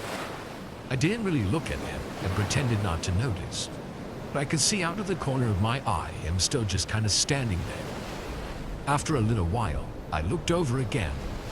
A few seconds after looking at him, he walked away. I didn't know what that was all about, so I moved on and was shopping for probably about 15 more minutes. I didn't see the man during this time. I then checked out and left the store. The parking lot was dark and quiet. and I made my way to my vehicle. But it didn't take me long to notice that there was a car parked right next to mine. It was an SUV, I believe a Suburban, and it was dark gray in color. Maybe it was because of the man staring at me in the store, but this also gave me a bad feeling. It seemed to be parked unnecessarily close to my car, especially with so many open spaces around. But I kept walking towards my vehicle. I then heard one of the SUV doors open and sort of sighed, but it was at the side farthest away from me. I thought about stopping, but I told myself to just keep going and ignore it. However, shortly after this, I noticed a man walk around the SUV, and it was the same guy who I'd seen inside. This was enough for me to turn around instantly where I was and walk back towards the store. I went all the way back inside of the Toys R Us. Unfortunately, not long after making it inside, I saw the man enter the store as well. I wasn't really sure what to do. The guy seemed to be following me, and I didn't know why. His car was parked right next to mine for some strange reason as well. I walked into the store and went down a random aisle. When I did, I saw the man walking a ways away, but in my direction. I just started walking through random aisles of the store. The man was not right behind me or anything. Occasionally, I would look back and see him off in the distance. I'm not sure if he was trying to make it seem like he wasn't following me, but I could tell. I decided to call my husband. I took out my cell phone and called our home phone. Thankfully, he was quick to answer. When I told him what was going on, he said he would be on his way. We luckily lived pretty close by, and it was easily under 10 minutes. I continued to walk around the store. To delay time even more, I picked out another random toy for our daughter. Then I went to buy that as well. When I went to check out, I saw the man get in line right behind me. I'm not sure what he was getting, if anything, but when I left the checkout area, I decided to leave the store again. This time, I saw my husband's car was parked right across from mine and the SUV. I also noticed that the man was following me again, and I heard his footsteps approaching from behind. When I started walking outside, the man left the store as well. My husband emerged from his vehicle and also started approaching me. At that time, the man behind me actually changed directions. He went to the left, almost to the next row of parking spaces, but then quickly almost ran to his SUV, got inside of it, and left. After that, we both went home. I'm grateful that my husband was able to help me out. That man was much larger than I was, and I did not carry any pepper spray at the time. After that, I started to. But luckily, nothing like that has happened since. Way back when I was like 17, I think, I worked at a Toys R Us store. This was back when they were pretty popular and not going out of business yet. It was a typical store, and I had gotten the job because my mom's friend was the manager. When I worked there, it was pretty nice. We usually weren't that busy unless it was a weekend, and I mostly just worked as a cashier. But one time when I was working, something really creepy happened. It was early in my shift, and things were pretty quiet. I was the only cashier that was open at the time, and I think we had 2 other people working. I'm not sure exactly where they were, probably in the back organizing things or stocking a shelf. Things would often be very quiet earlier in the day, but then would get busy in the afternoon. On this day, I recall a customer came in the store and started to shop. He was a man, and he quickly went out of my sight. But not long after this, I saw him approaching, and I thought he was maybe going to check out. But instead, he came up to me and asked me where the Hot Wheels were. I tried telling him the aisle, but he asked if I could just show him.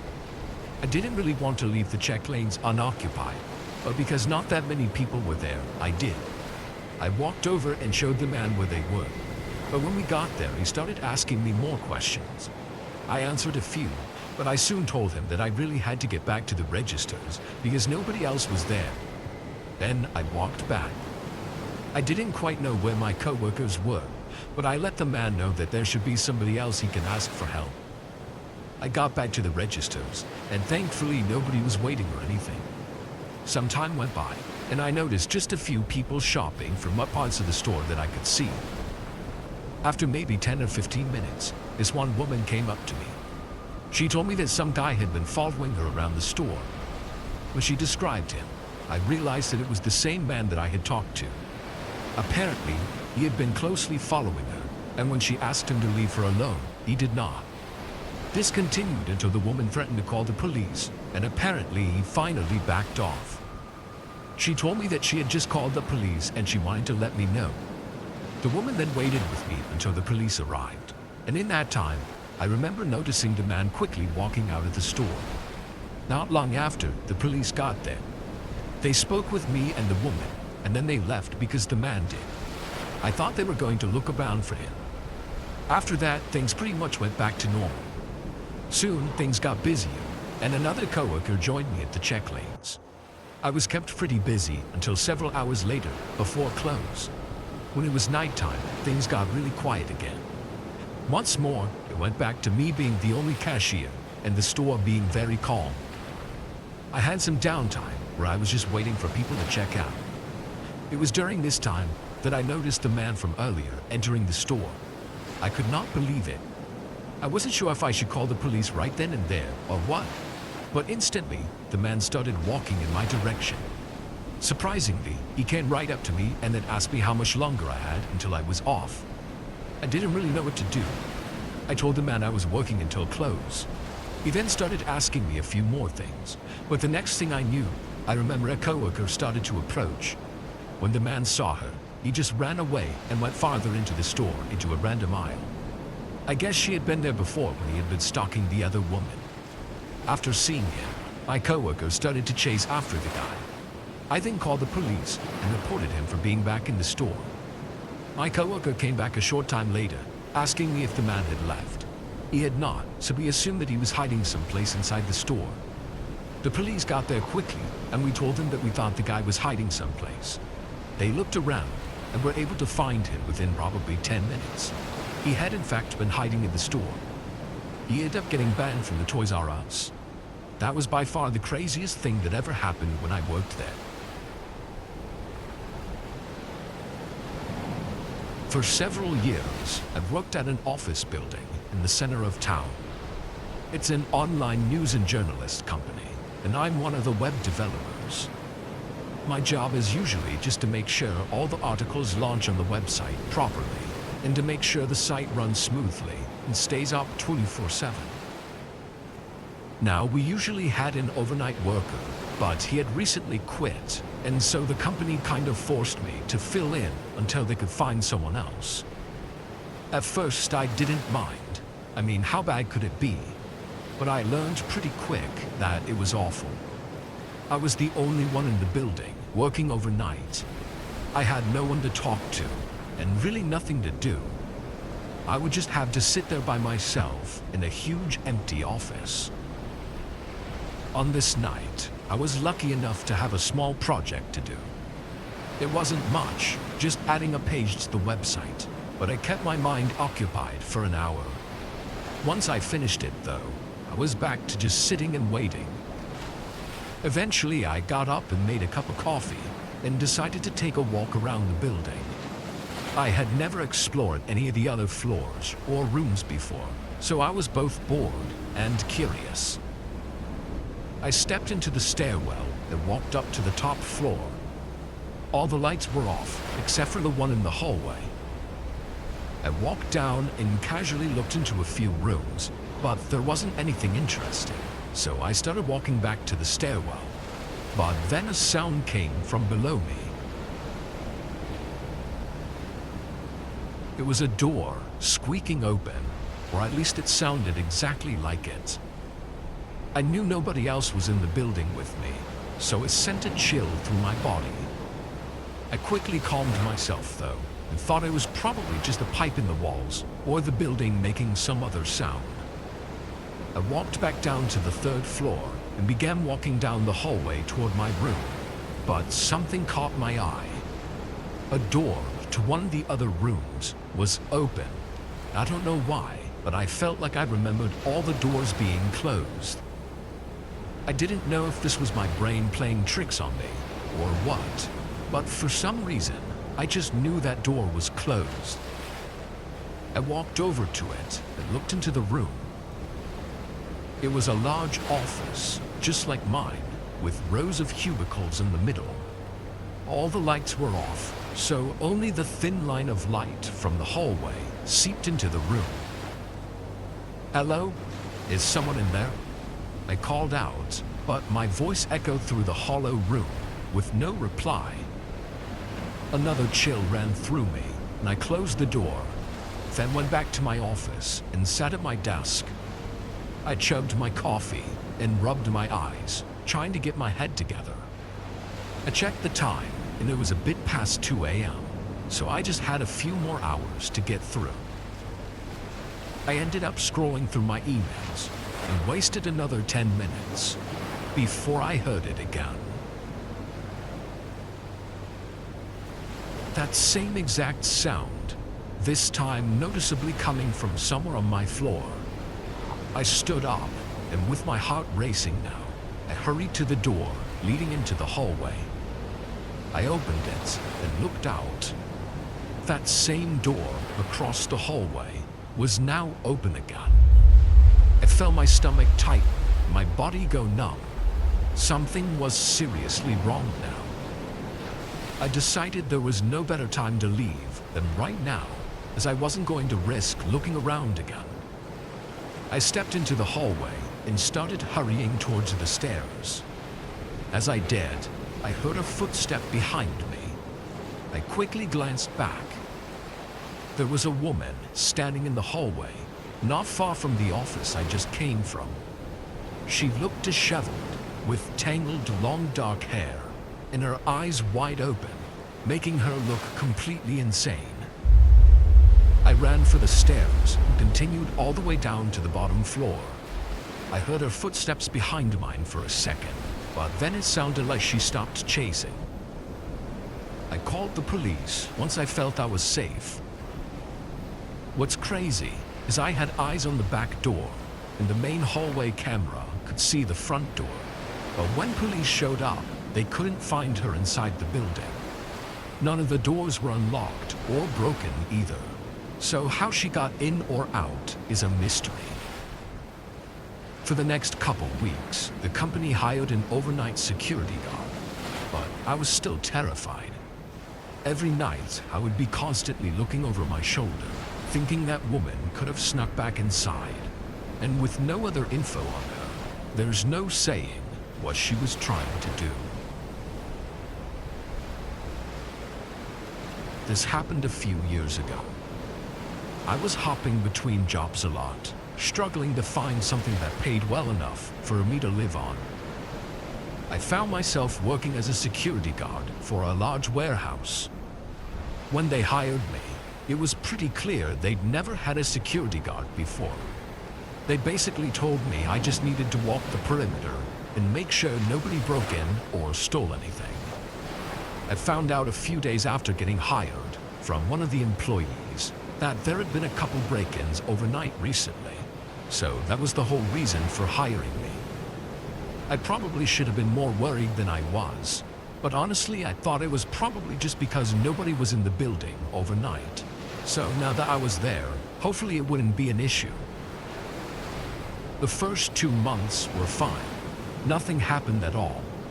I never saw anyone come near the building on the cameras or had any encounters. Considering the pay and the lack of work I had to do, it was the easiest money of my life. Then, on a typical night, I came in at 11 and made sure all the employees and staff had left, then went around and locked the place up. I then went to the security office and double-checked the cameras were working properly and that there were no alerts, but I quickly noticed there was a flag on one of the doors. This meant it wasn't shut or locked properly. I had just gone around and shut and locked all the doors though, so I was reasonably confused. I got up and walked through the warehouse to the other side where the supposed unlocked door was. It was still closed, and the bolt looked like it was in still, but after a couple tries, it swung right open. I was really confused now. I looked outside just in case. The whole area around the warehouse was empty fields, and as far as I could see, there was nobody out there. I then turned my attention to the door. I tested the bolt and it seemed to be okay, but the door would still open after a few tries. So then I looked at the notch in the door that the bolt slid into. Immediately, I found something strange. There was a small piece of wood sitting inside the hole.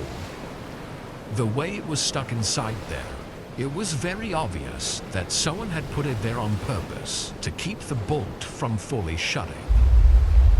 Having been on duty the night before and not seeing any alerts, this had to have been done recently too. I pulled it out and made sure the door was securely locked this time, then started making my way back to the security office to check the cameras.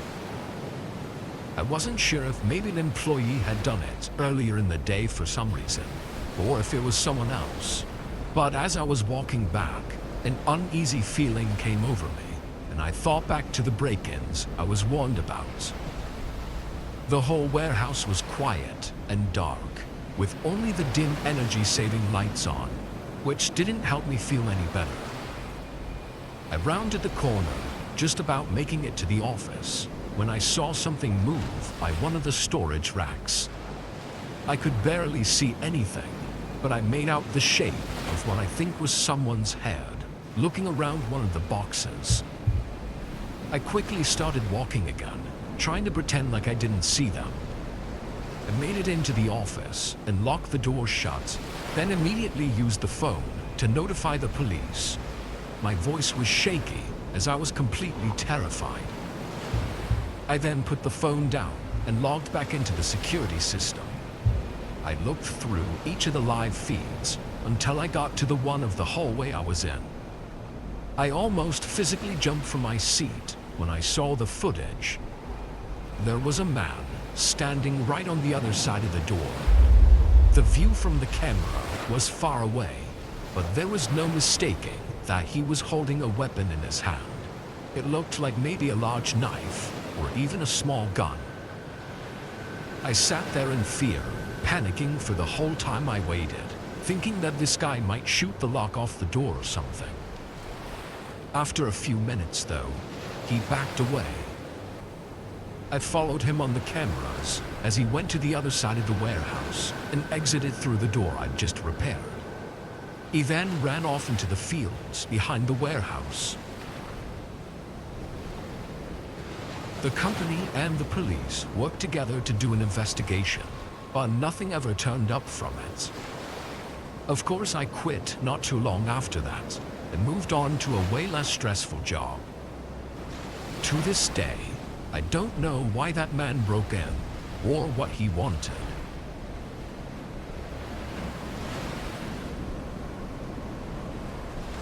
I work at a small retail store. It shouldn't be any surprise to hear that I hate it there. The work, the customers, even some of the co-workers. But it's my first job, and really the only one I was able to get with no experience. Over winter break, my school was out for 3 weeks, which meant I wasn't forced to only work closing shifts. I talked to my manager, who said I could take up a few overnight shifts if I wanted. I gladly accepted, knowing I wouldn't have to deal with customers and mostly get to work at my own pace. I knew the overnight manager, Chris, and when I came in for my first overnight, he showed me what to get done and left me to do it. It was just the two of us, working on opposite ends of the store. Being overnight, though, it was really nice getting to work in peace and even listen to music as I did. But it only took a couple of hours for the fun of it to wear off. I was actually getting really bored and even a little sleepy, not talking to a single person. It was just past 1 a.m., so I let Chris know I was going to take my 15. I grabbed my lunch from the fridge in the break room, then left the building and sat in my car. I scarfed down my food, hoping to have 10 minutes for a quick nap. But before I rested my eyes, I noticed someone standing next to the building. The entire parking lot was empty and dark, with only the lights from inside the retail store on. So there was no reason for anyone to be here. The guy was looking into the windows, like he was trying to see inside. It was so odd that I felt like I had to stay awake to watch the guy. He looked like a pretty tall dude with short hair, wearing a dark leather jacket and some old boots. I watched him for the rest of my break, so a whole 10 minutes, and the guy still stood outside and was just watching in the windows of our store. Having the clock back in though, I got out and started walking toward the front doors.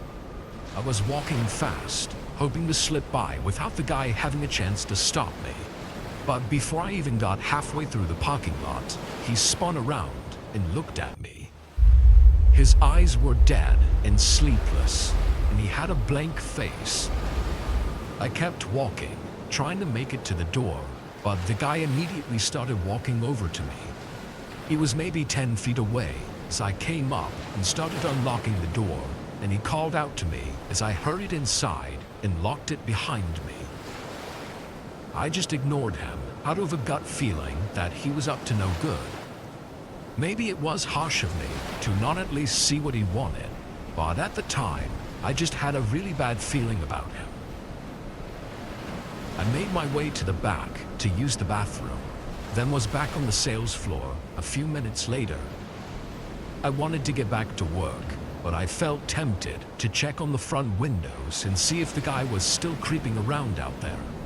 So I walked up to the front, expecting to see his creepy eyes staring through the window.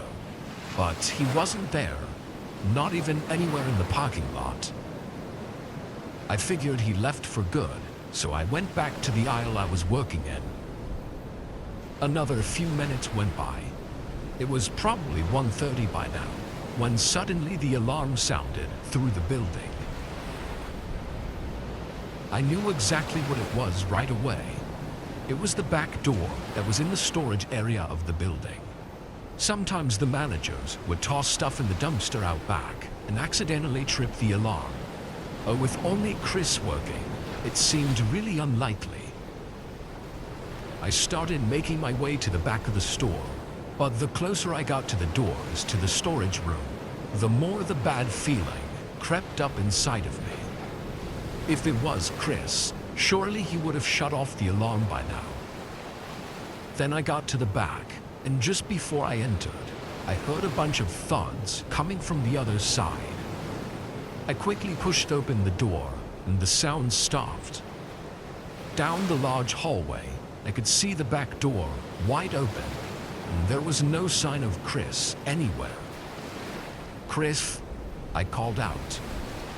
He didn't respond, but instead, a moment later, a head peered around the corner on the other end of the hallway. I recognized that man's creepy dead look right away and felt my whole body tense up. After hesitating, I went right back the way I came, not stopping for anything until I got outside and into my car.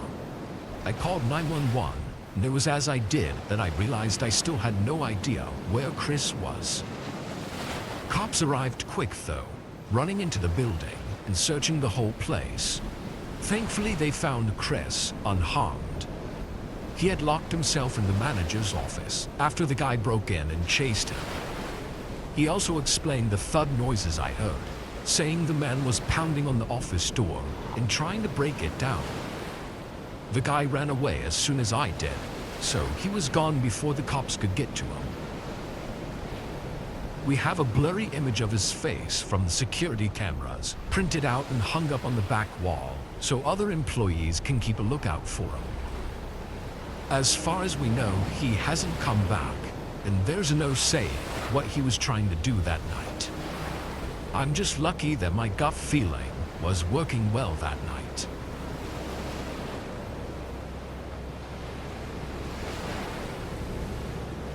I'm a groundskeeper at the cemetery in our town.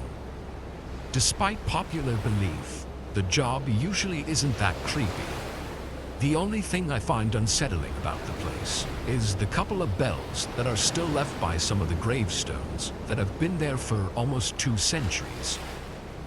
Most nights though, nothing at all happens, and I just go about my routine work. Sometimes a group of kids will show up, but as soon as they see me, they always run off. Since our town is relatively small, this is the only cemetery within several miles, so the graveyard is actually pretty big so that I can fit all the stones. This was on a Thursday, in the middle of summer.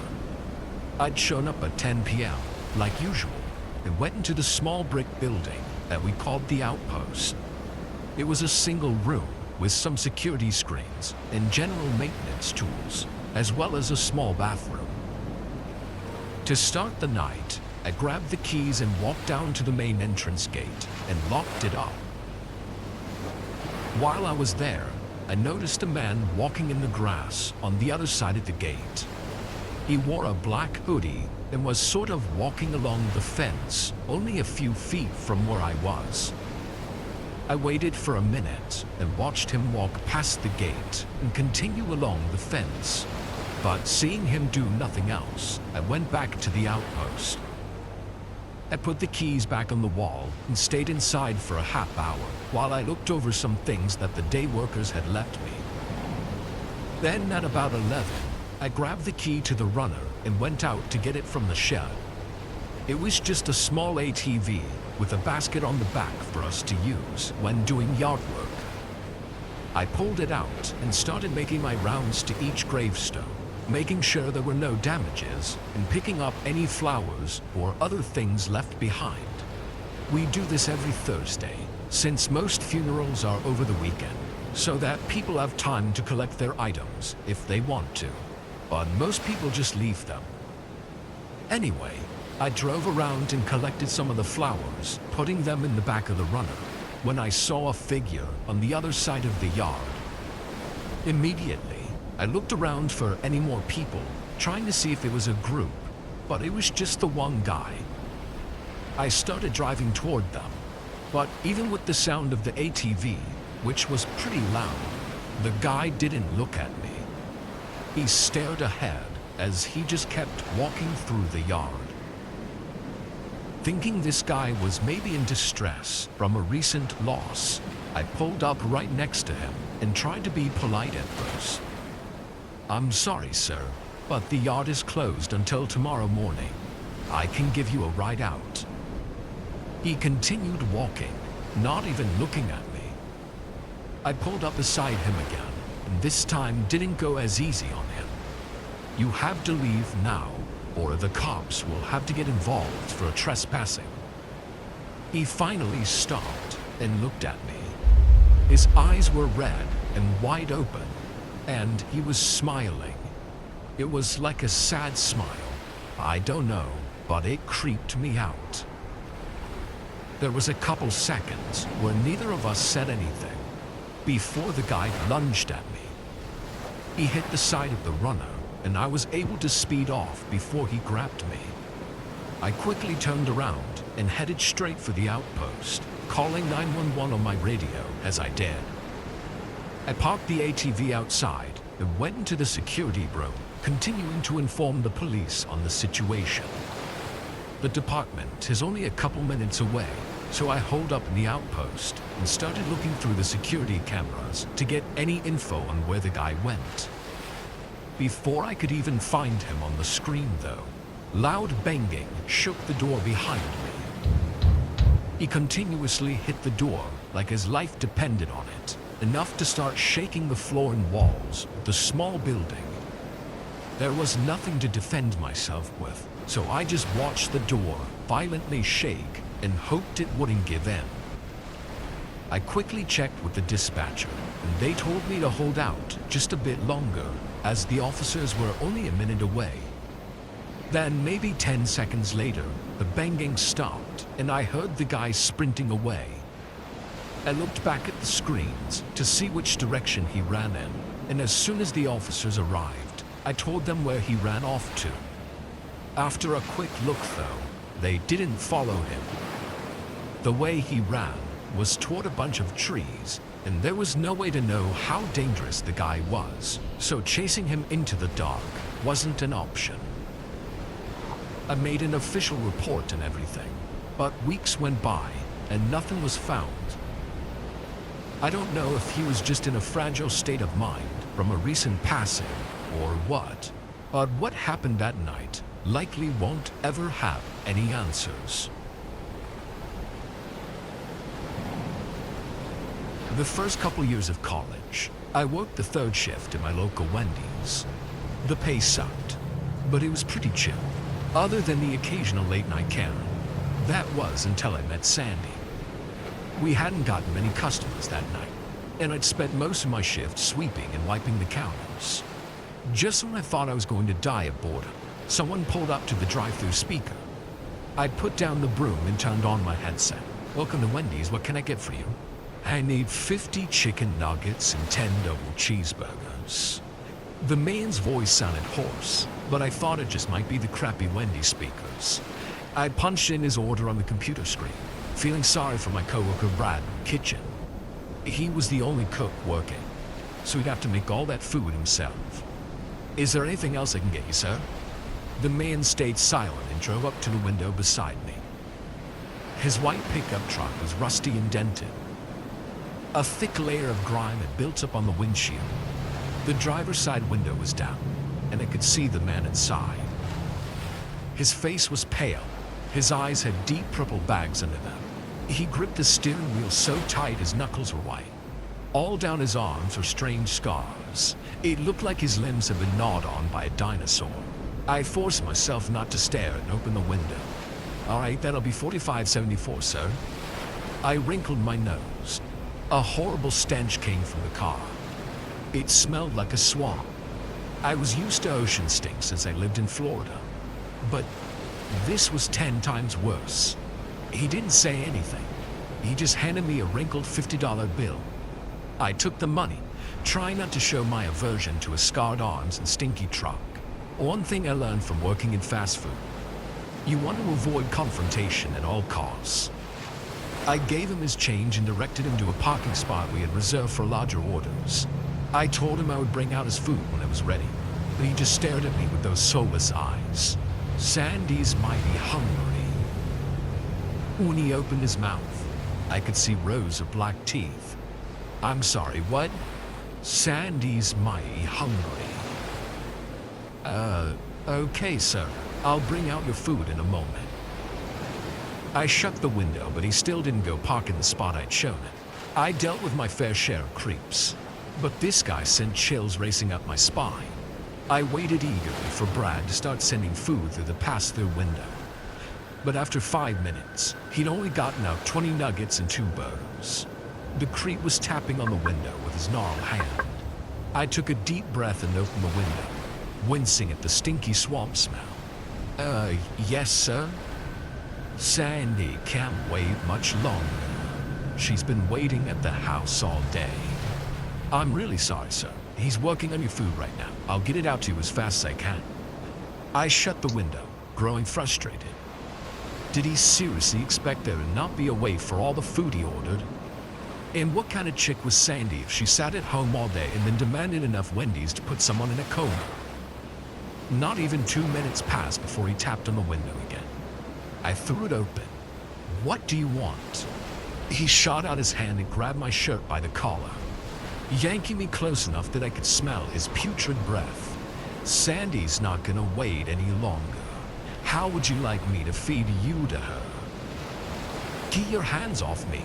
I ripped his hands off my shirt and stumbled back into the window. "Get the hell out of here, I'm calling the cops." The man snarled at me and pressed the gas.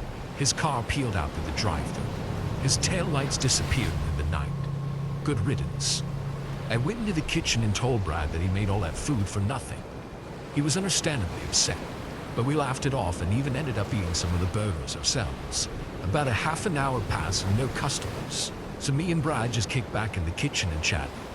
Right in the middle of our conversation, the power went out, plunging the kitchen into darkness. The stoves all clicked off, and the whir of the air conditioner stopped. We both thought it was weird since it wasn't even storming or anything. I followed Brad out of the kitchen. It was a little easier to see up front since there were no windows in the dining area, but it was still dark. Out of the front window, I could see the McDonald's across the street still glowing with electricity. All the other buildings around us still seemed to have power. Only the Wendy's had lost electricity for some reason. Me and Brad both jumped and turned to the noise. The creep was back. He stood in front of the drive-thru window. He wasn't in his truck anymore. And this time he had a massive burlap sack clutched to his chest. His chapped lips were drawn in a sick grin. And to my horror, he pushed open the drive-thru window. "You need to feed Sandy." Brad stormed through the window, fuming. "Sir, you need to leave." The creep opened the bag and tipped it into the restaurant. A dark mass fell with a plop onto the tile. I squinted, trying to make out what it was. And then, Brad screamed. I ripped my phone out of my pocket and turned on the flashlight. What I saw will haunt me for the rest of my life. An alligator sat on the tile, its jaw locked firmly around Brad's ankle. Brad roared in pain as blood spluttered around the gator's nose. I almost vomited as I watched it roll over, ripping Brad's foot off his ankle entirely. Brad wailed in pain. The nut job at the window started cackling. "Sandy's hungry. Sandy's hungry."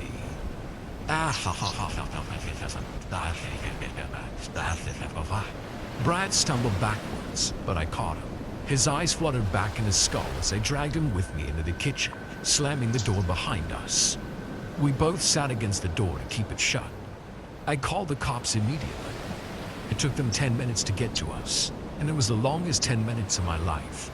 All I could hear was that alligator scratching against the door and the weirdo just repeating "Sandy's hungry" over and over. The cops came and arrested that creep and took the alligator named Sandy to a wildlife sanctuary somewhere. Apparently, the weirdo had captured the gator and kept it in his basement for years, feeding it fast food. I quit my job the next day and had to enroll in therapy. I still know I got lucky though. If I had been the one to go to the window, it would have been my foot in Sandy's stomach. As a busy mother of 3 living on a tight budget, the Walmart near my house is the most convenient and affordable option for my grocery shopping. The staff there is generally very nice and helpful, and I've never had any problems there, except for a few quality issues of meat and produce. Unfortunately, I've had to take a break from shopping there. I hope I can go back soon, but only time will tell. I had an encounter at Walmart that destroyed the feeling of security I used to have there. It started out like a normal shopping trip, which I do about once a week. As usual, while I was grabbing the car, I said hello to the greeter, and we had a brief conversation. Since I go there so regularly, he recognizes me every time. He's a sweet old man, but other than that, we were both just going about our business. That day, however, I noticed something strange over his shoulder. Or rather, someone. In the open seating area of the subway at the front of the store, I saw a man staring at us, eating a sandwich while he sat facing the entrance. Even at a glance, I could tell something was weird about it. The greeter asked me if something was wrong, but I said it was fine and moved on. I thought it would be better to just get out of his eyesight and let him look at all the other people entering and exiting the store. I started my process of getting groceries, which after all these years of doing it every week, I've got it down to a system that keeps me from doing any backtracking and discourages me from getting lost in the areas where I might be tempted to buy things I don't need. For a while, I didn't notice anything obviously out of the ordinary, but at several instances, I did get the feeling I was being watched. I kept looking over my shoulder, but I never saw anyone looking at me. Still, I was getting pretty on edge, so I hurried out to get out of the store faster. The last thing I needed to get were some pellets for my son's pellet rifle. While I was looking for the right kind of pellets, with one glance to the side, my suspicions were confirmed. At the end of the sporting goods aisle, a man was standing perfectly still and staring directly at me. It was the same man that stared me down from the subway. Upon this closer look, it was even more obvious that there was something wrong with him. His clothes were filthy, and he had this terrifying look in his eyes. I immediately turned the other way and headed for checkout. Every time I looked behind me, he was still following me. I got in line and was lucky enough to basically get right up to the cashier. The man following me grabbed a drink from a cooler and got in line to check out with the register next to me. Unsurprisingly, he got done before me and waited in the subway. When I was finished, I tried telling the cashier about him so they could maybe get the manager to do something about it. But they basically shooed me away so they could walk through the line that had developed behind me. So instead, as I was leaving the store, I talked to the greeter. I pointed the stalker out and asked him to stall him for as long as he could. Then, I hurried out of the store to where my car was parked in the lot. I packed my groceries into the trunk as quickly as I could. But it wasn't fast enough. The stalker came running up to me and cornered me into the trunk of my car, where he began harassing me. I'm sorry, I didn't mean to scare you. I needed to tell you how beautiful you are. Thanks, but, I'm married. Please, go away. Oh, no. No way. Not before I see if your feet are as beautiful as the rest of you. What? No. Stay away from me.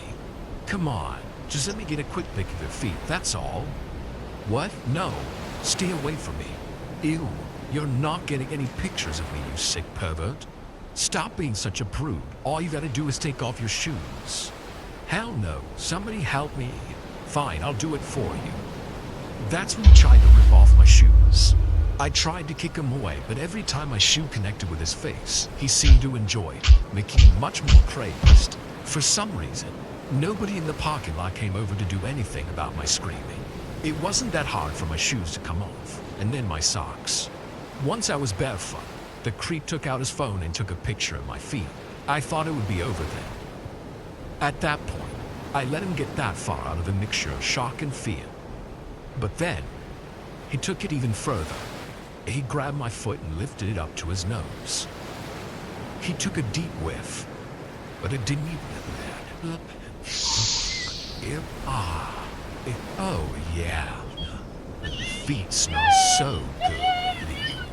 You let me get a taste too. Right. Yeah, you wash our house. Well, as soon as his tongue touched my toe, my other foot acted up pure instinct and kicked him square in the eye.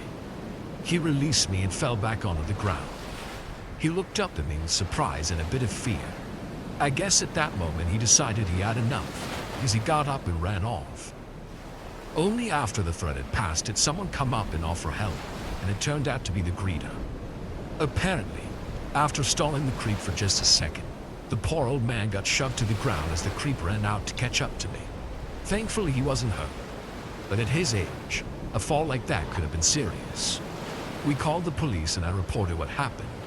When the Walmart manager reviewed the store security footage per police request, they were able to confirm that the creep had been stalking me all over the store. It's for that reason I don't know if I could ever go back to Walmart. I certainly miss the prices and the convenience, but I'll never forget what I experienced in that parking lot. According to Reddit user u/Suavecore, an apparent Walmart employee responding to a thread in the Walmart subreddit, the craziest thing that ever happened in their store happened about a year ago in 2023. The stalking of a woman in her mid-40s by a man in his early 20s originated inside the store. The stalker was seen on security footage following the woman around the store and waiting for her in the subway while she checked out. As she left the store, she was followed to her car. According to what the woman told the police, the man told her that she was beautiful and talked with her for a few seconds before suddenly ripping her shoes off and smelling her feet, while the woman held onto the car in shock. Shortly after, he fled to his car and drove away. The Reddit user alluded to the fact that the man lives a few hours away in the same state, which would imply that he has been identified. But unfortunately, there's no information about whether or not he's been arrested and charged for the incident. I've been shopping at Walmart for 25 years, and I never experienced anything crazy there before. That was until last week. I think if this happened to anyone without the sort of training I got from the military, it could have ended much worse. At the beginning of spring, when the temperature started going back up, this guy in front of my local Walmart started selling water bottles out of a cooler for $1. I saw him outside the entrance every time I went shopping for a few months. I could never tell if he was homeless or not, but I always assumed he was. It never bothered me since I don't work at Walmart and I don't have any reason to care. But I never bought anything from him. I know it's going to be hot outside when I leave the house. I bring water with me. Simple as that. When I went shopping last week, he was there just like usual. He seemed a little agitated that day and was being pushier than usual. As I walked up to the door, he singled me out and stepped out in front of me, trying to get me to buy water. I refused and tried to walk around him, but he continued to block me from entering the store, and he became even more aggressive with his tactics. Come on, you're telling me a big husky boy like you isn't thirsty in this heat? Buy a water, man, it's ice cold. And you think insulting me is going to work? Back off, I'm not buying. What's your problem, man? I'm trying to help you out and you're yelling in my face. Just ask someone else, dude. I'm done with this. Eventually, I walked past him and got into the store, but he followed me inside, continuing to shout at me to buy a bottle of water. An employee at the front of the store quickly confronted him. They argued for a moment, but eventually the man finally let it go and left. I had a long grocery list as I usually do, so I wanted to get through it. My first item on the list was canned food. The aisle wasn't far from the entrance, and it didn't take me long to get there. I stopped my cart and reached down to grab the green beans on the lower shelf, when all of a sudden, someone hit me in the back of the head. I was completely caught off guard.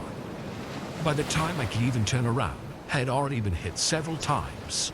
The attacker hit me right in my eyes. I was so disoriented that I couldn't even tell how many people there were, or who they were. It felt like I was being jumped by 3 or 4 people. I tried to step back and make space, but they stayed right on me the whole time. I finally put up my defenses and got my first good look at my attacker. It was that same man from before. He kept punching me in the face. I pushed him back only for him to rush forward and grab me by the arm and keep hitting me. I fought back by punching him in the chin several times, but somehow he was unfazed. I couldn't escape his hold on, so I reached into my pocket for my knife. I pulled it out and put it to his throat, demanding he let me go. He grabbed it instead. We fought over the knife, trading blows with our other hands. When both of our hands were grabbing at the handle, he resorted to kicking me in the groin. Due to the shock of the pain, my focus on the knife slipped for a moment, and that's when he grabbed it. I staggered back, trying to make space. The attacker paused, smirking with success. For a moment, time slowed to a crawl. The threat to my life had just been severely intensified. I got my bearings and my surroundings, noticing for the first time that we were actually surrounded by a crowd of people. But instead of doing anything to help me, they had taken out their phones and were filming. I had no time to feel injustice, though. The attacker lunged at me, thrusting the knife through the air. Just then, an old muscle memory came back to me. A piece of CQC training from boot camp when I was 18 years old. 25 years later, I used it for the first time in a real-life scenario. I quickly blocked the rushing attack and disarmed the man as he tried to stab me, grabbing a hold of it myself. My muscle memory also led me to stab the man twice without even thinking about it. Luckily, I only hit his arms. He shouted in pain and tripped over himself, collapsing to the ground. I stood there in a queasy state, wondering if he was going to get up and come at me, wondering if I would have to stab him again. Thankfully, when he got to his feet, he turned around and ran right out of the store. Nobody tried to stop him, and I didn't go after him. I was pretty shaken up, both by the attack itself and with what I had proven myself to be capable of so automatically. Some people finally came up to me, and after talking with them for a while, I felt mostly normal again. A bit later, the police showed up, as well as a news crew. I gave my statements to the police and then figured I should agree to do an interview with the reporters while the memory was fresh. This wasn't the way I envisioned I'd be on the news if I ever did. And one of the strangest things to me is that after everything, at the end of the day, I still needed to get groceries. When I returned to shopping, I had to go back to the exact same spot where it happened, right in front of the can of green beans. As I reached down to grab them, I had a flashback to the fight. At the time, I didn't realize he was saying anything, but suddenly I remembered him screaming about something. It was the reason why he was attacking me. His cooler full of water had been stolen while he was in the store with me, and somehow he blamed me for it. He was trying to punch my teeth in for stealing his cooler. I really don't understand this world.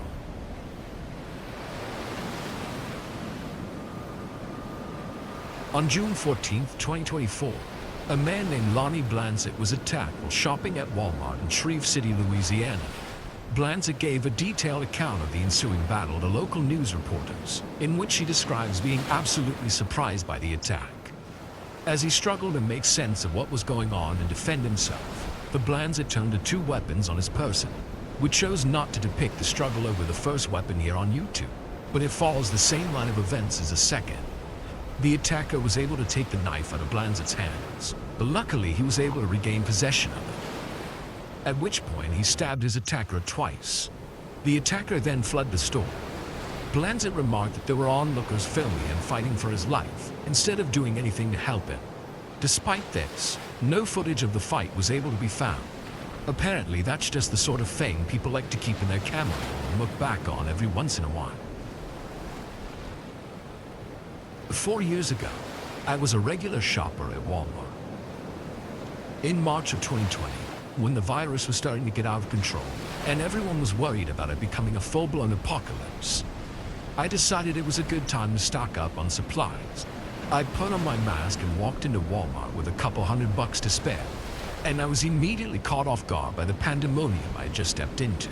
Don't get me wrong, trips to Walmart in daytime have never been relaxing, but I'd never seen so much desperation and panic before. People were scurrying around like rats, loading up on huge amounts of everything they could get their hands on. And ironically, the store was packed, but only half of the people in there were wearing masks. Taking one of the last remaining carts, I started combing through the aisles and picking up everything on my list. I couldn't afford to get heaps of stuff, so I spread out my budget to the bare necessities. Batteries, shelf-stable food, water, that sort of thing. And yes, I was only able to get a single small pack of one-ply toilet paper because that was all that was left. Aside from the general atmosphere of the store being in historical turmoil, there was one other unusual event I clearly remember. I was in the canned foods aisle. Naturally, there were quite a few other people in there. Everybody was in their own world, grabbing what they could with tunnel vision. However, one guy was out of place. He didn't have a card or a mask. He wasn't even carrying anything. But he was standing at the end of the aisle just a few feet from me. As I picked up a can of beans, I saw him smile like a creep out of the corner of my eye. I glanced over, he looked away. Then he walked off, quietly laughing. At the time, I figured he was just some nutjob in denial of the whole situation, getting some kick out of watching everyone scramble for resources. Maybe he was amused by me in particular, wearing a mask meant for a doctor while I graphed intently for the cheapest can of beans in Walmart. I even laughed at myself a little bit too. There was something more really entertaining about those times. Acknowledging that helped me get through it all. Regardless, I quickly forgot about him and went about my business. I finished up my shopping and went home. I put all my stuff away and then sat down on the couch. Foolishly, I forgot to wash my hands until a few minutes later. But by then I was pretty sure I already touched my face. Oh well, I thought. The next day, I was sicker than I'd ever been in my life. I didn't need a test to know what I had. That disease felt unlike any sickness I had ever experienced. Within hours, I was too weak to walk. I was overcome with fever and chills. By nightfall, I was coughing horribly. When I wasn't coughing, I was trying to breathe what felt like a bowling ball in my chest. The next morning, after a fitful sleep, I began vomiting. I threw up everything I had in my stomach. Then I dry heaved until it was time to turn around and dump everything out the other end too. I struggled to keep down a sip of water, much less a bite of food. Luckily, I didn't live alone, but it wasn't like I had a loving wife to take care of me. I had a roommate on the other side of my apartment. We quarantined ourselves to our respective rooms, but it didn't stop him from catching it too. For some reason, however, the strange nature of the disease meant that his case was far less severe. He described it as a mild flu, which he was able to recover from in just a few days. I, on the other hand, was bedridden for a week. My roommate helped me with a few things. mostly just checking in on me periodically to make sure I didn't need to go to the hospital. Eventually, I did start to feel better. My fever was gone and I could eat again, albeit slowly. It seemed like my body had defeated the virus. Unfortunately, it took another week for my body to fully recover from the damage that had been done. 15 days after contracting the virus, I finally felt back to my old self. I waited another week before going out as recommended, but that was easy to do because of everything I had bought before getting sick. Although, after about another week, I needed to go out and get a few things. Once again, I put on my mask and headed over to Walmart. I didn't need to stock up on as much as I did last time, so it was a much shorter trip. Also, by then the lockdown was in full effect, so barely anyone was in the store. I'd run out of all my canned foods, so that was one of the things I needed. I didn't expect to see anyone when I entered the canned food aisle, but I never would have guessed in a million years what I saw in that moment. The same man who I caught staring at me 3 weeks prior was standing right where I stood in that interaction. He was holding a can of beans up to his mouth, licking it all over. I stopped and stared in shock, watching in absolute disbelief. This wasn't just some little lick, it was a full-on makeout session, a showcase in canned cunnilingus. This persisted for several torturous seconds before the creep finally noticed me. "What? Are you afraid of a little cold? You disgusting freak." Overcome with rage, I grabbed a cane and chucked it at his face. It nailed him in the side of his head as he tried to block it. Then I grabbed another can, and that sent him running. I didn't chase after.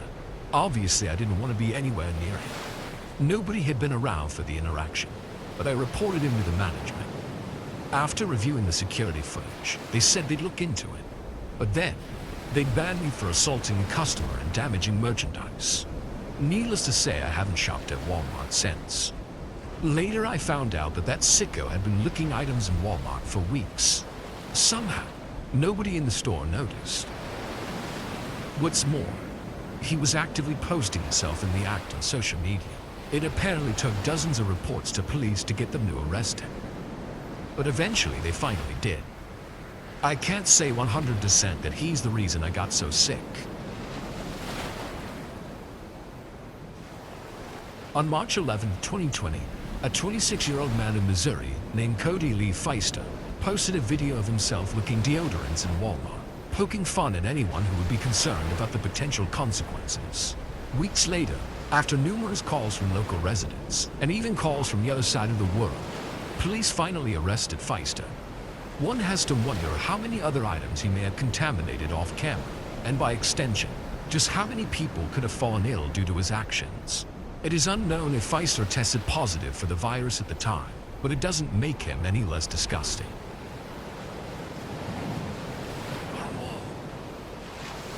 This happened about 5 years ago. I was working and it was 12 p.m., time for my lunch break. I worked in an office building right near the city. For my job, there were a few places that I could go to get food. Sometimes I would also bring my own lunch. However, on this day, I walked over to Subway. It took me maybe about 5 minutes to walk there from my building, so it was very convenient and I went there all the time. I just had to walk down a sidewalk, turn, and go down another one for a short distance. But on this day, when I got inside of the Subway, I noticed that there was a really long line. I considered going someplace else, but decided not to. Most places were pretty busy at this time, because many people like me were on their lunch breaks. So I stood there and hoped that the line would move quickly.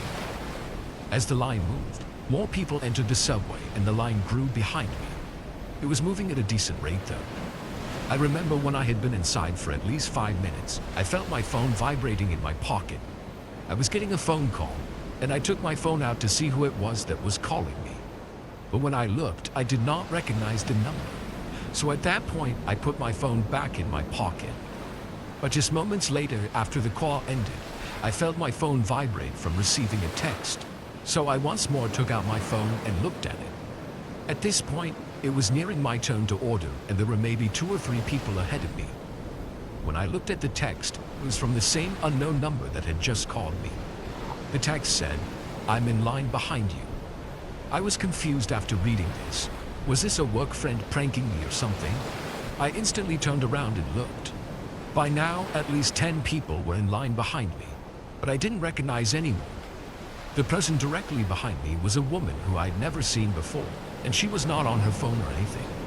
I didn't really think it would be her, but everybody else looked like total strangers as well. Some of them stared at me now because I had completely turned around and was looking at everybody. I turned back and texted the number, asking who it was. However, they did not immediately respond. This was really weird, but soon it was my turn, and I ordered. After getting my sub, I left the Subway restaurant, but before walking out, took a look at everybody in there once again. I still didn't notice anybody strange and didn't recognize anyone. So I left the Subway and walked back to my job. There was a decent amount of other people out on the sidewalk too, because we were so close to the city, but nothing stood out as strange there either. So I got back to work and went the rest of the day without anything weird happening. I left work at 5 p.m. and started to drive home. It took between 15 and 20 minutes to drive back to my house. I remember that when I was driving on the highway, I got another phone call. It was from that same unknown number. This time, I decided to answer it. When I did, a voice that seemed to be a male's spoke. He said in a whispery voice that he was driving behind me. I asked who it was, but the guy then hung up. Once more, I was very confused. I looked in my mirror and did not notice anything out of the ordinary. There was nobody riding my tail or anything. The highway was very busy though, and it was rush hour. So there were tons of other cars on the road behind me. It could have been any of them. I continued to drive home, but didn't want to go to my house. So when I got to my exit, instead of driving home, I drove to the police station. When I got there, I didn't notice anybody follow me in. Then I went inside and I told them about what happened. But unfortunately, there wasn't really anything that could be done. They said it was more than likely just a prank, but to not hesitate to call if anything else happens. So after that, I blocked the number that had been messing with me, and I drove the rest of the way home. I wasn't followed by anyone, and after that day, I received no more strange texts or calls. Maybe that was just a prank, but I still don't know who did it or why. I mentioned it to several friends, and nobody ever took responsibility. It remains a mystery to me to this day. I had just moved across town into a small home on the outskirts. It was only 20 minutes away from where I lived, but it felt like it was more isolated and away from everything. It had a decent amount of tree-covered land, so I couldn't see any other houses or roads or anything, which made it feel really peaceful. On the day I moved in, though, I got a knock at the door around dinner time. It was an older man, like 50-ish, with long gray hair and sunken eyes. He greeted me, but there was clearly something off about him. He tried to make some small talk, but he was very awkward and had a straight, unamused face the whole time. It was a bit odd. After he left, I didn't think too much on it, though. I thought it was probably just a nosy neighbor. But on the following day, while I was unpacking, there was another knock at the door. It was him again. The first thing I noticed was that he was still wearing all the same clothes that he had on yesterday, and he had that same straight face. He asked how everything was coming along, but strangely, during our conversation, it felt like he didn't actually have any reason to talk to me. It was like he was dragging on the conversation, just because. I had to abruptly end it after a few minutes because he just wouldn't go away. I told him to have a good night and closed the door on him. It was just getting kind of creepy at this point. I mean, I guess it would have been different if he was a really talkative and outgoing person that just wanted to meet his new neighbor. But he wasn't like that at all. He seemed like he didn't even want to talk, and was just forcing himself to. I went back to unpacking, trying to forget about it, but he knocked on the door again. This wasn't a friendly knock, it was loud and demanding. I looked down the hallway at the door and could see a shadow behind the curtains that covered the window on the door. "Just leave. I'm sorry, but I have a lot to do tonight," I said, trying to keep my cool, but definitely letting the frustration show. He didn't move. He waited for another few seconds, then knocked again. At that point, I was extremely irritated and marched over to the door, prepared to yell at him. I swung the door open, and the man was standing much closer, only about a foot away from me. His eyes were dead, and his whole face and body was tense. It was like he was contemplating doing something. And that's when I looked down and saw the tip of a knife showing through the sleeve of his jacket. I slammed the door just as he pressed forward. By the time I locked it, he was already banging on the door again. It was almost even more disturbing because he wasn't saying anything anymore either, like he was possessed by whatever he was trying to do. I called the cops and double-checked every door was locked. The man stayed by the front door for several minutes, then hurried away. Cops didn't make it until well after he had left. I gave them my report of the incident, telling them that he was likely one of my neighbors. They found that nobody matching his description lived anywhere near me. None of the other neighbors had ever seen him either. We still don't know who he was, or if he's still wandering around our neighborhood anymore. Why exactly he came up to my house with a knife in his hand is unknown. Hopefully he's gone far away from here, though.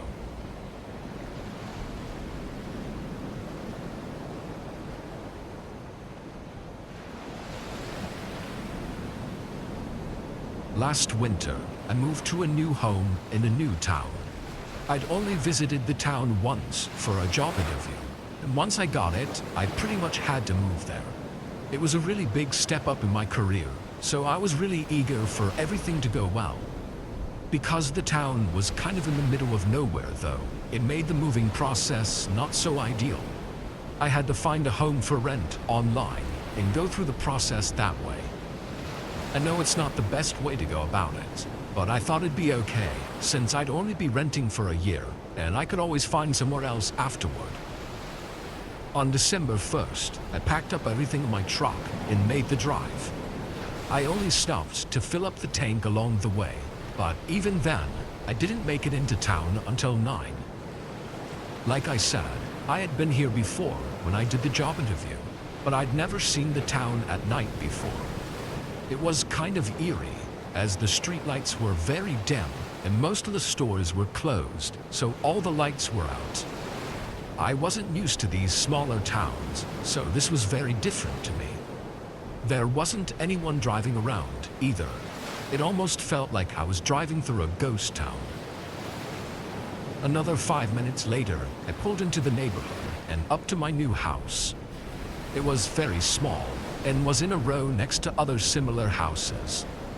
I parked on the driveway and got my air mattress out, then headed inside. I had sold basically everything before the move, planning to buy new stuff once I got here, so I knew I'd be stuck with an empty home for a while. Inside, though, the place was about what I expected. It was old and outdated. The wooden floorboards creaked with every step, and the house had a musty smell to it. The layout was simple, though. It was one floor with a kitchen and living room, and one long hallway leading to the 2 bedrooms. After quickly looking around, I turned the lights back off and went into the master bedroom, tossing the air mattress down and turning on the pump to get it full. I sat on the floor, tired from the long drive and the stresses of moving. But as I was sitting there, I heard a creak from the other side of the house. It was just one small creak, but it was very distinct, sounding exactly like one of the floorboards. My initial thought was that it might be a raccoon or something that had taken up shelter in the empty home. So I got up and went down the hallway toward the living room. I didn't even bother walking to the front of the room to turn the lights back on. I just glanced around. The room was just as empty as it was before, though. I didn't see any signs of anything. I figured it was nothing. Maybe being tired and stressed made me overthink it. After all, this was a new home, so I wasn't familiar with any of the sounds it may be making. I went back to the bedroom. The mattress was full now, so I tossed a blanket on it and laid down. Tomorrow I had a lot to do, so I wanted to get as much sleep as I could get. Despite the not-so-great setup, I passed out pretty soon after laying down. When I woke up, I remember opening my eyes and seeing absolute darkness. It looked like I still had my eyes closed. That's how dark it was. I knew it was sometime in the middle of the night, so I closed my eyes again to try and fall back asleep, when I heard something from just in front of me. It was one of the floorboards creaking. My eyes shot open again, and I quickly sat up. I stared ahead at where I heard the sound, but still, I couldn't make anything out. I sat there motionless. It was so quiet, I could hear my heart beating as I felt a disturbing sense around me. Then there was another creak. It was further to the left of where the last one was. In my head, I started to panic. Part of me didn't even think this was real, like maybe I was still half asleep or something. Before I could shake the feeling, there were 4 consecutive creaks, each sounding further toward the back of the room. Then there was a moment where I felt like I could see the slightest shape of something in the dark, before the bedroom door swung open. The moonlight shining into the hallway immediately illuminated a man as he moved from my bedroom and into the hallway. I heard him sprinting to the other side of the house as I got up and rushed to turn on the lights. By then, the front door was wide open. From the glimpse of him that I got, he looked around 40 years old, with worn clothes and boots. That was about all I could see. I got my phone and keys, then got in my truck and drove away as I called the local police station. From everything I told them, they seemed to think that it was someone living in the house while it was unoccupied, but there's really no way to know for sure what was going on. If that was someone living in the home, it doesn't really explain what they were doing in my room, creeping around while I was asleep. Whatever the case, thankfully the owner let me break the lease and move to a different home. Had I not woken up that night, I don't know what would have happened.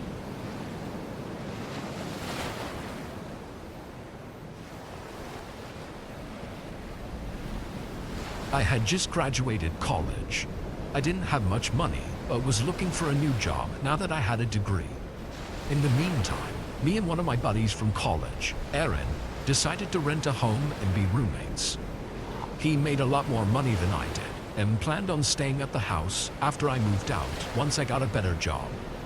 The place was actually pretty cheap too, only a couple hundred more than some of the apartments around here. So split between both of us, it was definitely doable. The move-in went well.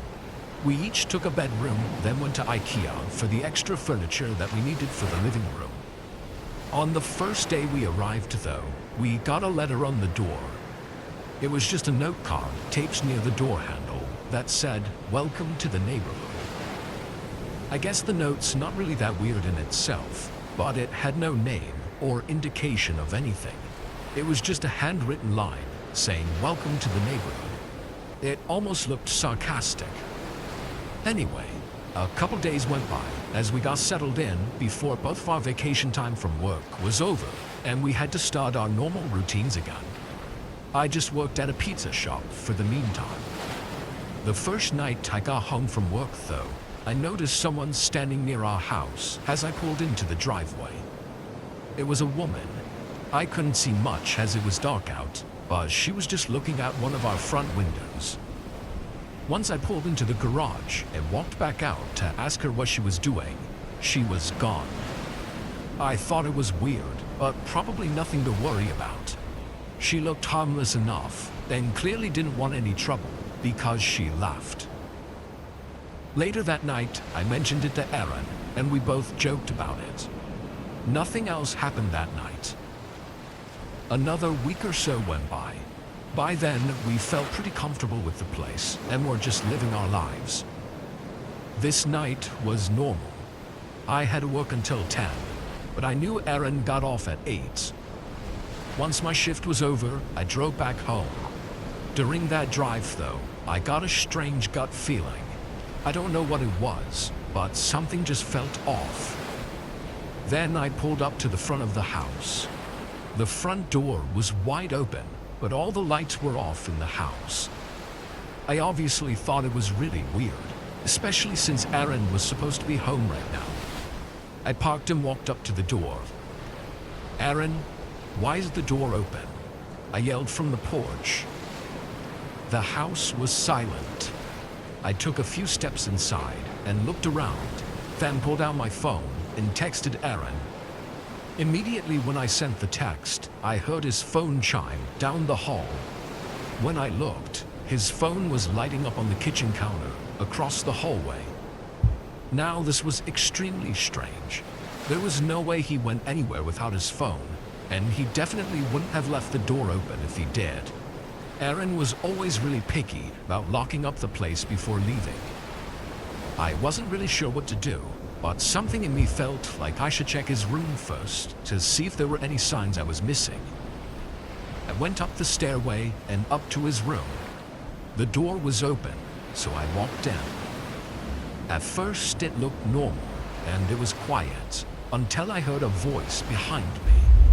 I whipped around, seeing Aaron looking through a crack in the closet. Before I could say anything, he asked if I saw someone. I said no, and was really confused, but he immediately told me to call 911. I knew instantly from the look on his face that this was very real, so I did what he said. We stayed quiet while on the phone, hiding in his room until the officers arrived. They came into the home, and right away there were footsteps sprinting through the house. The cops were able to get them before they got away. It was a woman. She had restless eyes and was full of rage. It was then that Aaron told me what happened. He got home from work and tossed his stuff in the kitchen, and then went upstairs to change. While he was up there, he heard a loud crash by the front door, then footsteps walking through the downstairs. He had no idea who it was or how many people there were, but he was helpless without his phone. He thought they'd probably just rob the downstairs area and then leave. Strangely though, at some point while he was hiding, they walked around and turned off all the lights. Then they went to the back of the house and didn't move. Aaron waited there for an hour and a half until I got home. It's thought that Aaron must have gotten home just before she arrived, so she probably didn't even know he was there. Clearly she wasn't there to rob the place though, and likely had been waiting for one of us to enter the home and walk down the hallway. Had either of us done that, who knows what she would have done. That night still scares the hell out of us. And of course, neither of us stayed at that house once the lease was up.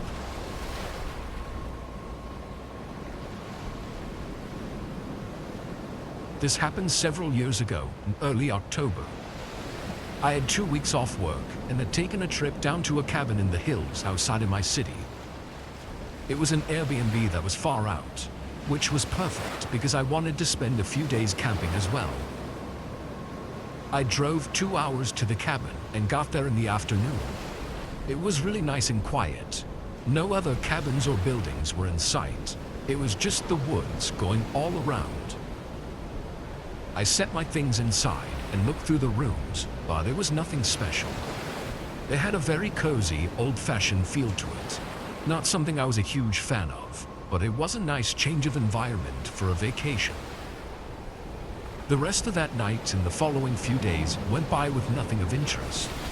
I spent my time relaxing, sitting outside in the cold fall weather for most of the days, and spending the nights inside by the fireplace.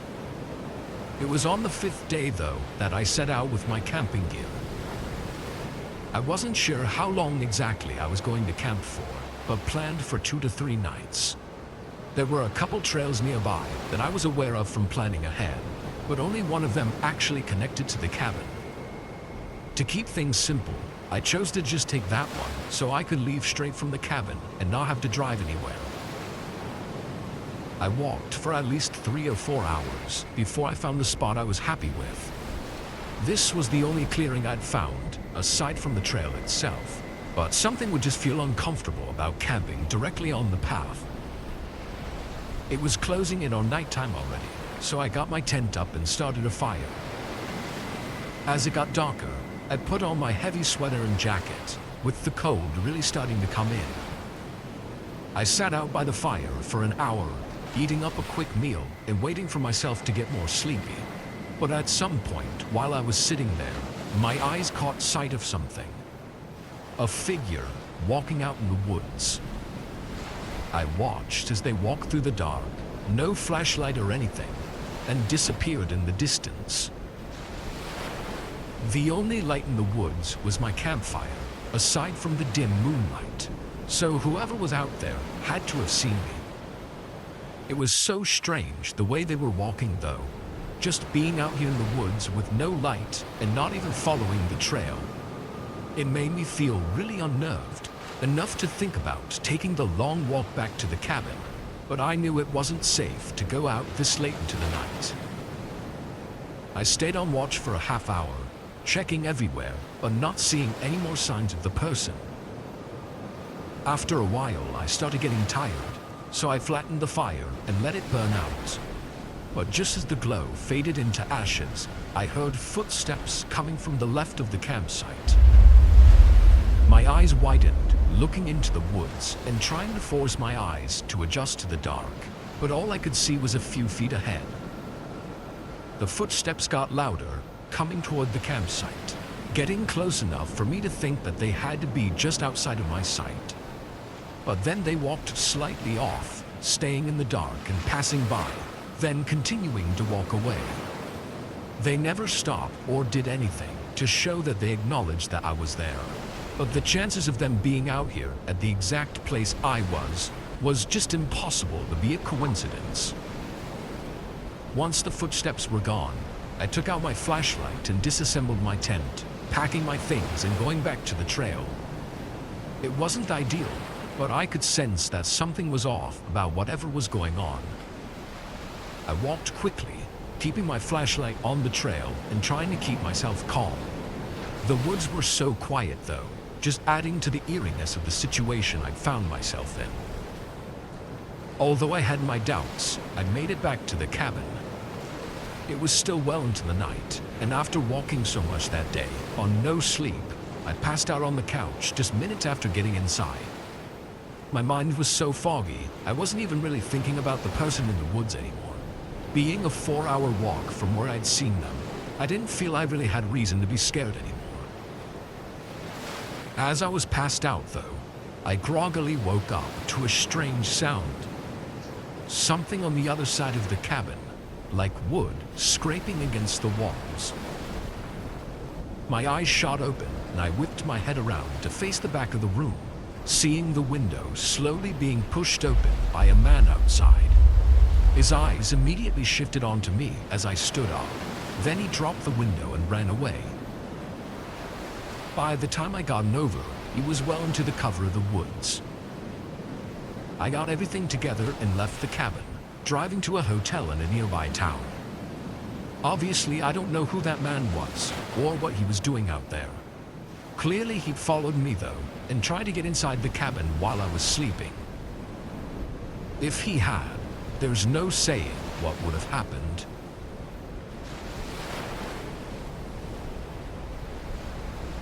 This happened last fall. It was toward the end of the season, closer to winter, and where I live it gets pretty cold and even snows sometimes in October. I've been doing food delivery for the past 3 years and was working on this night. It was around 10 p.m. and lightly snowing outside.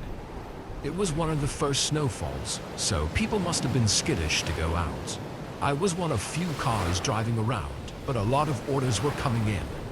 Pretty much as soon as I'd finish one, another one would pop up. After driving around everywhere until almost 1 a.m., I took up one last order. The snow was starting to pick up, and I was just getting a little tired. I drove through the McDonald's that they'd ordered from and picked up the food, then set in the directions to the house. It was close, about 10 minutes away, but I didn't consider the direction it was in before accepting the order. It was opposite from where I lived. and I was already a good 25 minutes from home, so it was going to be a long drive home afterward. Annoyed at myself, I turned out of the parking lot and onto the road. The plow trucks still weren't out yet, probably because they weren't expecting this much downfall, but my SUV was usually good in the snow, so I wasn't that nervous. While I was driving, I noticed the road I was heading down was about to leave the main area of town.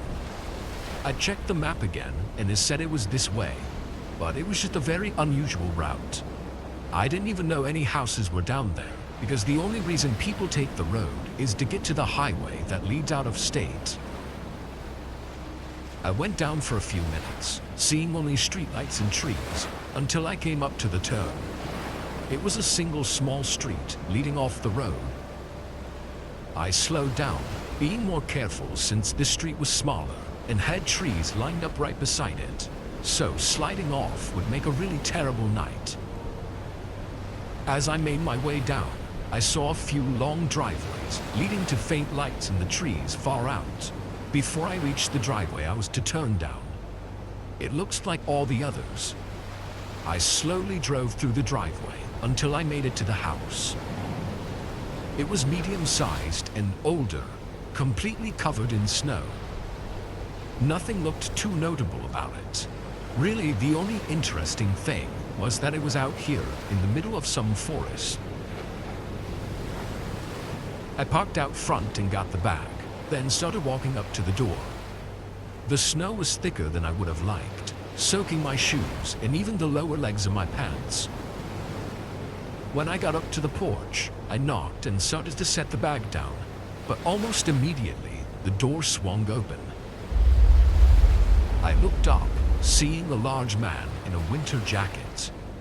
His face was pale, like he'd just been outside in the cold. "Sorry, but I really have to get going," I said nervously, holding the bag up again. The man's face dropped into a frown, then he suddenly slammed the door shut. Still holding the bag up, and just a bit shocked by what was happening, I set it down on the porch and quickly started walking back to my car. But just as I got past the front yard, I heard something from behind me. I turned around, realizing it was from somewhere on the other side of the house.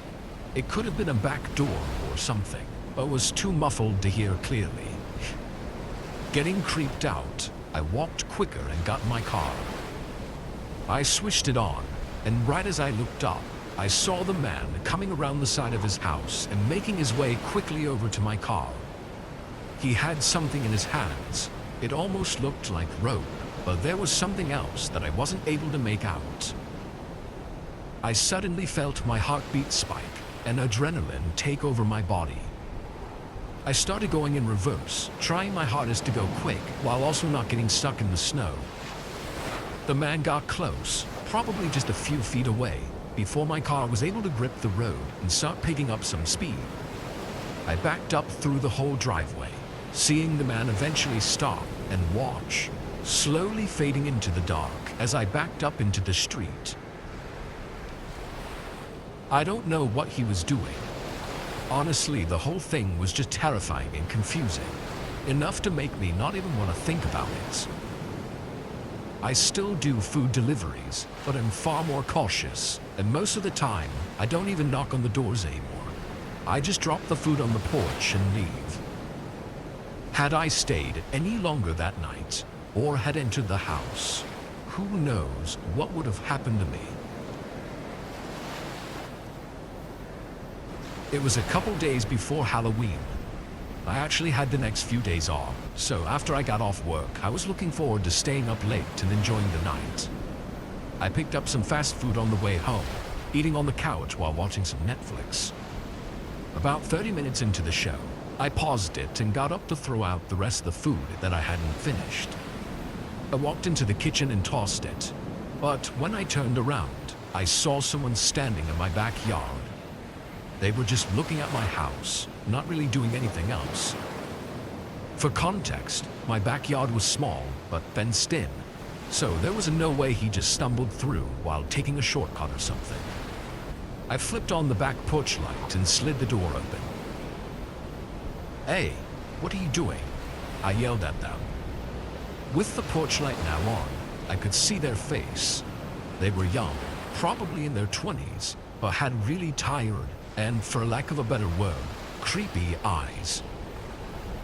They didn't respond to me, so I called out again. "You need to leave. This is my property." The guy looked over at me, then casually started walking toward the gate. I made sure they left, going to my front window and watched them walk down the street. Once he had left, I just took a moment to think about what was going on. It was such an odd thing. Why was he even standing in my backyard to begin with? He was just staring at my house for seemingly no reason. I even went as far as to go out into my backyard and stand in the same place he was, looking up at my house to see what he could have been looking at, but there really wasn't anything. I went back inside and tried to forget it. I didn't really know what else to do. I poured myself a drink and sat back down, playing the show. I'd finished the episode and just started the next one, so maybe 20 minutes had gone by before I heard a few subtle footsteps running in my backyard, followed by a thud against my house.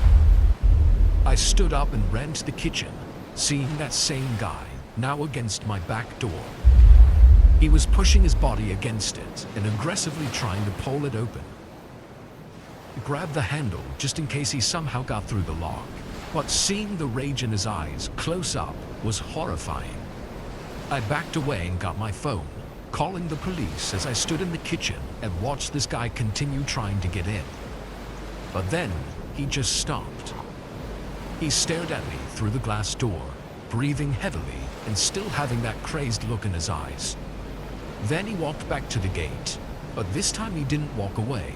He stayed somewhere on the side of the house, like he was hiding. I constantly went back and forth from all the windows, waiting for the police to arrive and hoping the guy didn't try anything else. 5 minutes went by with no sounds or movement before a police car showed up. Right away, I heard footsteps running from the side of the house, but not away from the house. They ran back up to the door, trying to force it open again. They chose to attempt breaking in again, rather than taking their chances running away. Obviously, police were able to get him in the act, and after a quick struggle, they got him cuffed and into the car. When questioned, it was very apparent that the guy was under the influence of something heavy, and it was later confirmed with some tests. Despite questioning him that night, and in the following days when he was sober, the man never gave actual reasons for his actions. I'm unsure how to feel about it. Part of me sees it as just some crazy guy that had no reason, so why worry about it? But then a part of me thinks of the look in his eyes, and the fact that he tried to break in over running away means he had to have had a reason.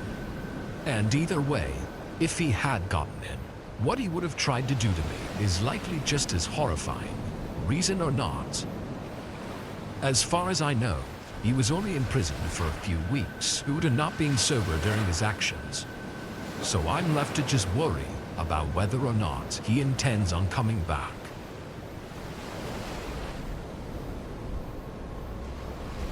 My name is Jonathan. I'm 21 years old, and this also took place when I was 16. What happened to my friend and I still haunts me and freaks me out to talk about, even to this very day. I was sleeping over at a friend's house one night. It was in the middle of the week, and school was called off early in advance for the next day. I live in Colorado, and we get hit with some pretty crazy snowstorms in the winter, and this was one of those nights. The roads were so bad that the school called for a snow day, so I was really excited. I was staying at my friend Tyler's house, and we were as happy as any other 16-year-old would be about having no school.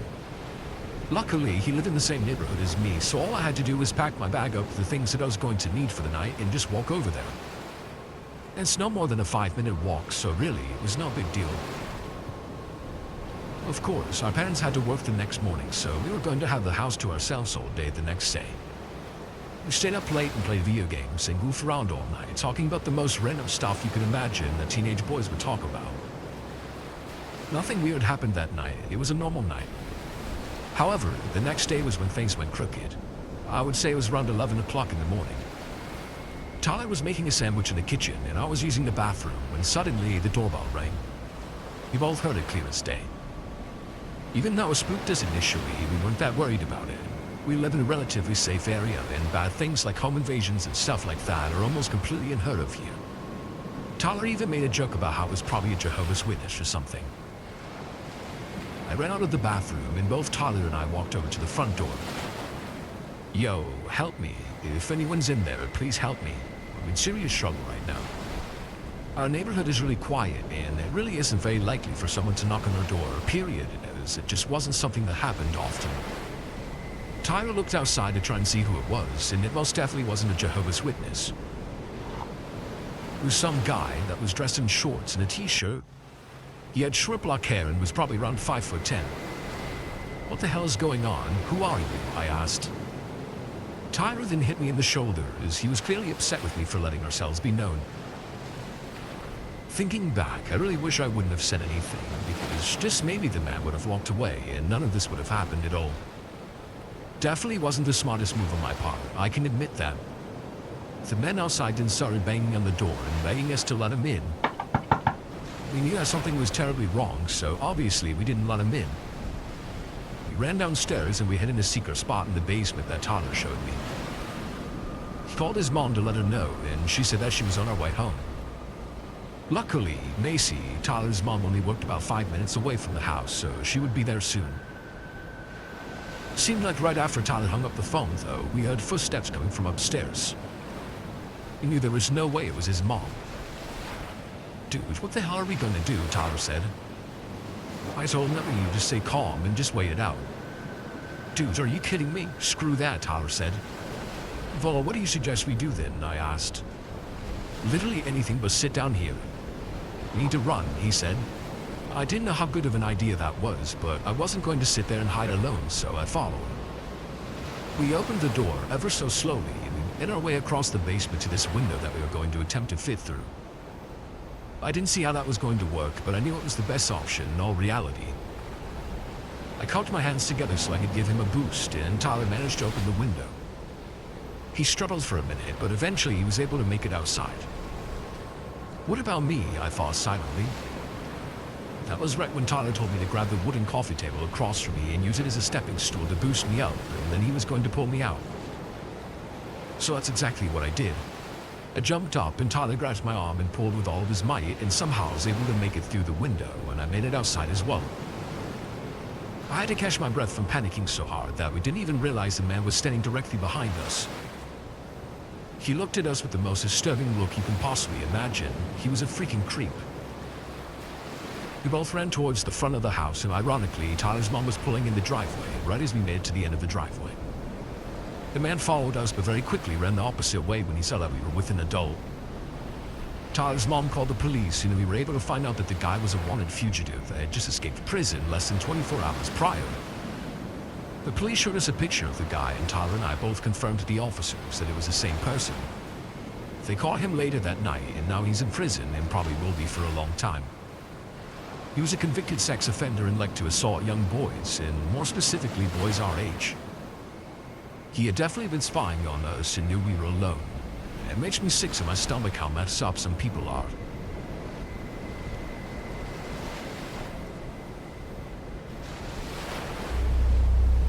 I've always been good friends with one of my cousins, Cole, who was the same age as I am. The two of us were not quite inseparable, but we always did get along very well together. We were often found together, both in school and outside of school. When we were 12 and in the 6th grade, I was hanging out with Cole on a Friday afternoon around the later part of May, and we were psyched at the start of the weekend. We wound up at his house since he didn't live too far from me, and at one point my mom called to say that our grandpa was in the hospital. While the issue with our grandpa wasn't expected to be life-threatening, he was being kept at the hospital overnight for observation. And both my parents and Cole's were planning on staying with him and my grandma at the hospital. I was told that I was given the okay to stay at Cole's house for the night, with Cole's 15-year-old brother, Hunter, being in charge while our parents were out. This was fun by us. I got along well enough with Hunter, and he was never the bossy older brother/cousin that some of my other friends said they had to put up with. We ordered a pizza and enjoyed goofing off as boys that age tend to do. At around 9 or so, there was a knock at the front door and Cole went to answer it. I was a bit curious as to who it could be at that time of the night, and so I watched from a ways back. At the door, there were two older guys. They said that they were there with the city and that they were investigating reports about the water pressure supposedly being bad in the neighborhood. They asked Cole if his parents were home, and when Cole said they were unavailable at the moment, which is what we were told to say to strangers if our parents were home. The guys then started asking a bunch of questions about how the water pressure was in the house and if he'd come inside to check. Hunter came over at that point and politely told the guys that the water pressure was fine and perhaps they should move on to check the other homes in the neighborhood.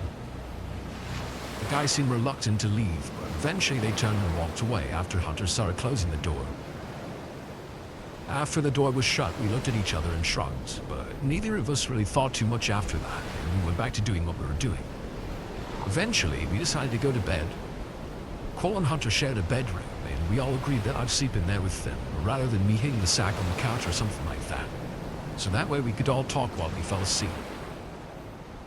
Hunter grabbed a sleeping bag out of their camping supplies for me, and when we got back into the bedroom, we all shipped down to our underwear/pajamas. And then they climbed into their beds, and I quickly crawled into the sleeping bag, and after talking for a while about random stuff, we all eventually fell asleep. Early the next morning, I got up because I had to pee, and so I quietly got out of the sleeping bag and went and did my business in the bathroom. On the way back to the bedroom, I heard something in the family room, which was on the opposite end of the house from the bedroom in particular bathroom I was using. I didn't pay too much attention to it at the time, thinking it must either be Cole or Hunter, until I got back in the bedroom and realized that both of them were still in there. Trying not to panic, I woke them and I told them that I thought someone was in the house. They quietly followed me, and the moment we walked into the family room, we saw the two guys from the night before in there. And it was rather clear that they were robbing the place. One of them started moving towards us as he pulled out a wicked-looking knife. The three of us promptly raced to the front door somehow and managed to get it unlocked and open in time, and we fled outside.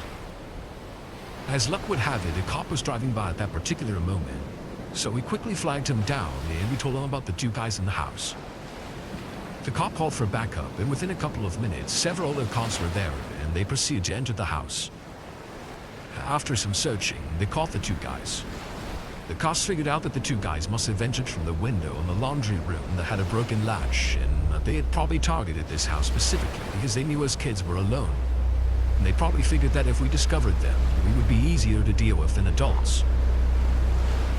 To add insult to injury, when we were waiting outside while the cops searched the house, some of the neighbors came out to see what the commotion was about. And this included some kids who went to the same school as Cole and me, including a few who were in our 6th grade class with us. It was during that time that the three of us realized that we had never got the chance to get dressed, so just like in the stereotypical nightmare, we had to stand outside in the full view of everyone in just our briefs for what seemed like forever before being allowed back inside. When we went back to school on Monday, Cole and I had to put up with more than a bit of snickering and being the butt of every joke for the next few weeks until school ended for the summer.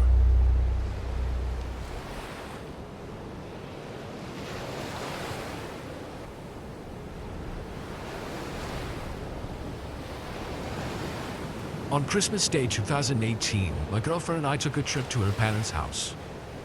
This was my first time meeting her family, and I was excited to meet them. Christmas is by far my favorite holiday, and I love the Christmas spirit. After spending 3 or 4 hours there, though, I was definitely getting anxious to leave. My social battery had been about completely drained. Sometimes it takes a lot out of me being around new people, especially if it's for a long period of time. I don't know why I'm like that, but I've been this way ever since I was just a small child. It's not that I don't like people or enjoy their company, I'm just a person that likes to keep to themselves. Or maybe I should say I have a very select few amount of people that I love and interact with daily. I just wasn't used to being around so many new people and getting all this attention. Right before we were about to leave, we quickly realized that over the 4 or 5 hours we spent there, we got lots of snow. I knew it was snowing, but I didn't think we were going to be hit with as much snow as we got hit with. There is easily an additional 3 to 5 inches of snow that was piled on top of the roads that were already in bad enough condition beforehand. My girlfriend and I lived just over an hour away from her parents' house, so with the roads being as dangerous as they were, we got settled in, and we pretty much had no other choice than to crash there for the night. The snow had no plans on slowing down anytime soon, and there was no way we were going to drive under those horrible conditions. My girlfriend seemed quite happy about staying the night, but me, on the other hand, I wasn't so psyched about it. I wasn't going to complain though. I was just happy I was under a safe and warm roof with my girlfriend. Plus I got to spend some more time with her family, and I really got to know her dad some more. We bonded over similar interests that we both had, like hunting and basketball, which I thought was pretty cool. Her parents were very nice and welcoming to me, and they prepared a great meal for myself and everyone else, which I was thankful for. Maybe it wouldn't be so bad after all. I couldn't have been more wrong to think that, though. It was getting late and everybody was venturing off to bed. My girlfriend Grace got us some blankets and we went to the spare bedroom that we were staying in for the night. We turned on a random horror movie and she fell asleep less than halfway through the movie. I, on the other hand, wasn't tired at all. All of a sudden, I heard this weird noise that sounded like it came from outside. It almost sounded like smaller-sized tree branches were dragging across the bedroom window. I really didn't think a whole lot about it at first, but it definitely caught me off guard and raised my suspicion. I almost got up out of bed to try and take a look outside, but Grace was lying in my arms and I didn't want to wake her up for nothing. I think I just assumed that I was overthinking. A bit of time passed by and I was finally getting sleepy, but I really had to use the bathroom. I got up out of bed slowly and quietly as possible to ensure I didn't wake Grace up, and I did my business in the bathroom, and I lied back down in bed after. As I was drifting asleep, I heard this disturbing scream come from outside. It was loud enough to wake me up and startle me, but not enough to wake Grace up.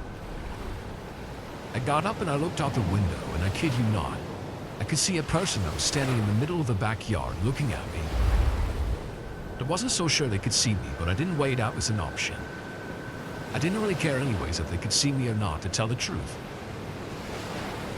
My gut told me something was terribly wrong, though. You know when you get that gut feeling of dread? It's an unexplainable feeling, but that's how I felt.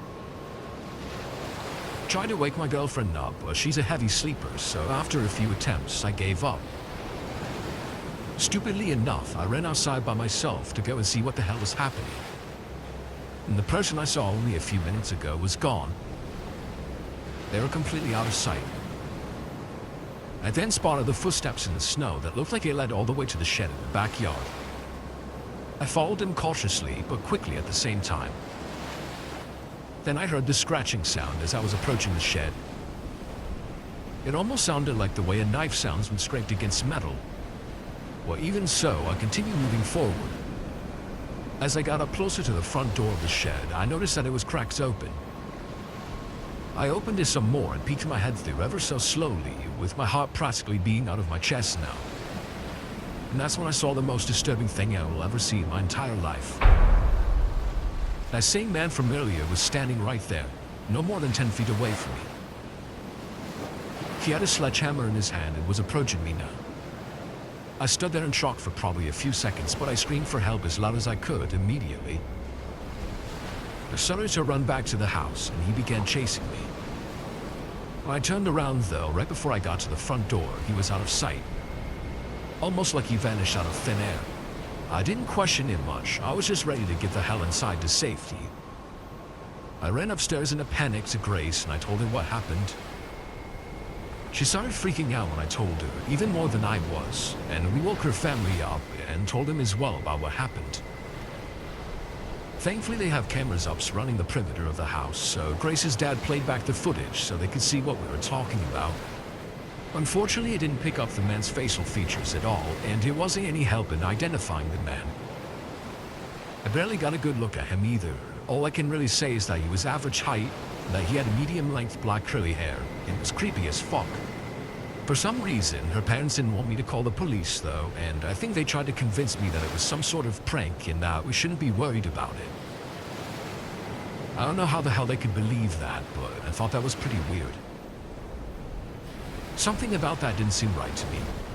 You would think that if someone was on your property with a weapon and they chased your daughter's boyfriend in the middle of the night, that something would probably kick in inside of you. That was definitely way more than just a silly prank. The guy was going to fucking kill me, for Christ's sakes. I skipped out on going to Grace's parents' house every Christmas since. And I've been running out of excuses, but I really don't care to go back. Last year on Christmas Eve, I was sitting in my living room on a couch, enjoying my free time alone. My two boys, who were only 5 and 8 years old at the time, were already in bed, and my wife was already sleeping peacefully as well. I had a couple hours to myself to do whatever I wanted. So I turned a random Christmas movie on that I found on TV, and I let it play in the background. I turned our Christmas tree lights on, and I made myself some hot chocolate to really help set the atmosphere of a cozy Christmas Eve night. I wasn't paying a whole lot of attention to the movie. I was mostly just playing games on my phone and scrolling through Facebook. I just remember feeling very content and relaxed. It was the perfect night. I had the fireplace going, and I had leftovers from last night's dinner, and the next day was Christmas. I didn't think that life could get any better than that. Unexpectedly and completely out of nowhere, I heard a thud sound that came from the other side of the house. It scared me at first, but I figured it was nothing. But then I heard it again. I then looked outside through the front living room window and the kitchen window that was above the sink and all around the house. I peeked my head through my kids' bedroom. They share a room, might I add, just to see if anything was going on that I should know about. They were both sound asleep. I checked my wife and I's room as well, but she also seemed to be sleeping. What the hell was that noise? I heard the noise like 3 or 4 separate times, and each time it sounded like someone was pounding on something with their fist. I took a step outside in my slippers to have a look around the house, but there was nobody. Maybe my mind was just playing tricks on me, I thought. I decided to let it go and head back inside. I was now walking back to our patio, and just as I made it inside and was about to lock the sliding glass door, I heard a scream. It sounded like a kid. Right away, I knew it was Luke, who was my youngest boy. I wasn't sure where the screaming was coming from, but I ran to the boys' room and exploded through the door and turned the light on. Logan, who was my other son, woke up in a panic, and Luke was missing. The bedroom window was wide open. I asked Logan where he was, and he said he had no idea. I told Logan to run to Mom in our room until I heard her know that Luke was missing and to call the police. I grabbed my 9mm handgun and I rushed outside and ran to my backyard, calling out for Luke's name. And thankfully, he was able to let out a scream. We live out in the country, and we have a huge yard that sits on about 15 acres of mostly dense woods and trails. I followed the sound of his scream, and it led me to the woods. I found myself chasing after him, just trying my absolute best to find him.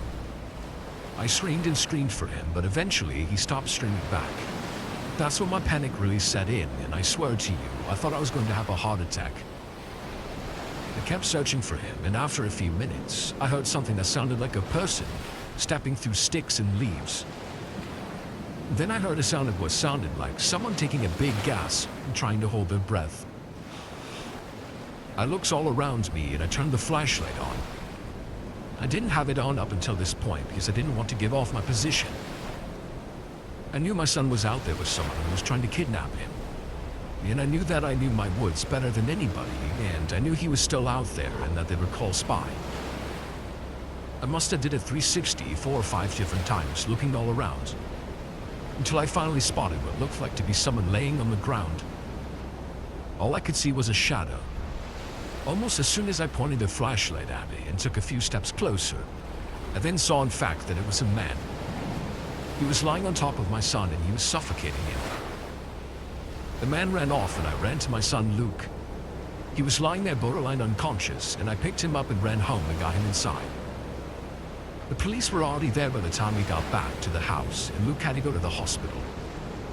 He turned out to be okay, but he had bruises all over his body and scratches on his neck and face.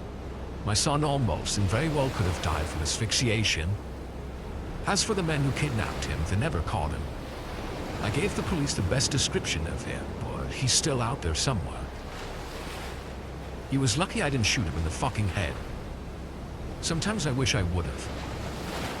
Luke said he thought the man was me and that he was dressed up with a ski mask, and somehow the man convinced him to unlock the window and to go with him. My son is probably going to remember this for the rest of his life. I know my wife and I will.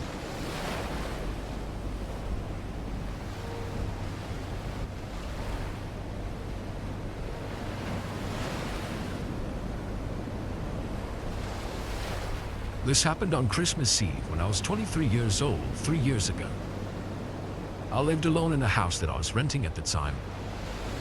I had been spending time with some family all afternoon, and I didn't end up making it home until later into the evening.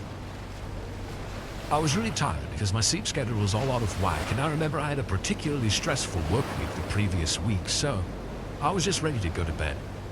Usually I shower when I get home and hop in bed afterwards and turn some Netflix on or YouTube. But not today. I was so beat that I went straight to sleep after checking my phone for a few minutes. I had to wake up early for Christmas morning anyways. I think I fell asleep just after 8 o'clock. It couldn't have been more than a few hours that I awoke to footsteps that were coming from upstairs. Just to give you a little bit of an idea, my bedroom was downstairs in the basement. I'm a really light sleeper, so I woke up fairly quick, I think. I woke up in a panicked state, and immediately I realized someone had just broken into my house. First thing I thought to do was call the police, but my phone wasn't picking up any service. I get horrible service sometimes in my basement, and this was one of those times. I rushed over to the laundry room that was also downstairs and only a room away, and I grabbed about a foot-long steel pipe that I could use as a self-defense weapon. Of course, I didn't want it to come to that, but I had to be ready. I hid behind some clothes I had hanging up in the laundry room, and it wasn't that great of a hiding spot, honestly, but it was the only place I could come up with to hide. I must have called the police a dozen times, and each time they would ring only once, and it would make this beeping noise my phone would make when it had no signal. I was starting to get pretty pissed off, and I let my anger get a hold of me. The noise upstairs continued, and by now it had escalated to more than just footsteps. I kept hearing this noise that sounded like someone was pounding on something. Then everything got eerily quiet for only a couple of minutes. Whoever broke into my house was now trying to make their way downstairs. I must have locked the door though, because whoever it was wasn't able to get the door open. I have a bad habit of making sure that the doors are always locked. I'm not so sure how bad of a habit it is though, considering it potentially saved my life. The man started yelling and screaming, but I couldn't make out what he was saying. It didn't even sound like he was speaking English. He then knocked on the door, and then he attempted to break it down by what sounded like him kicking it over and over. Luckily, he wasn't able to get the door open. I pretty much sat there and waited for the nightmare to be over with. I waited until I felt like he was gone before I even thought about walking upstairs. I probably waited for over a half hour after the last sound I heard from upstairs. I finally worked up the courage to walk up the stairs and look around the house for him. I was just waiting for him to pop out at any moment, and I would have had to fight for my life. But he never did. He was gone. The only thing he left behind was a piece of paper that he taped to the fridge that said, and I quote, "I'll be back," with a bunch of smiley faces on it. I didn't care too much for his little threat, and I called the police to make a report on what happened. I had absolutely nothing on the man though. I didn't know what he looked like at all, and I had no idea of his age or anything that could even give the slightest detail of the man.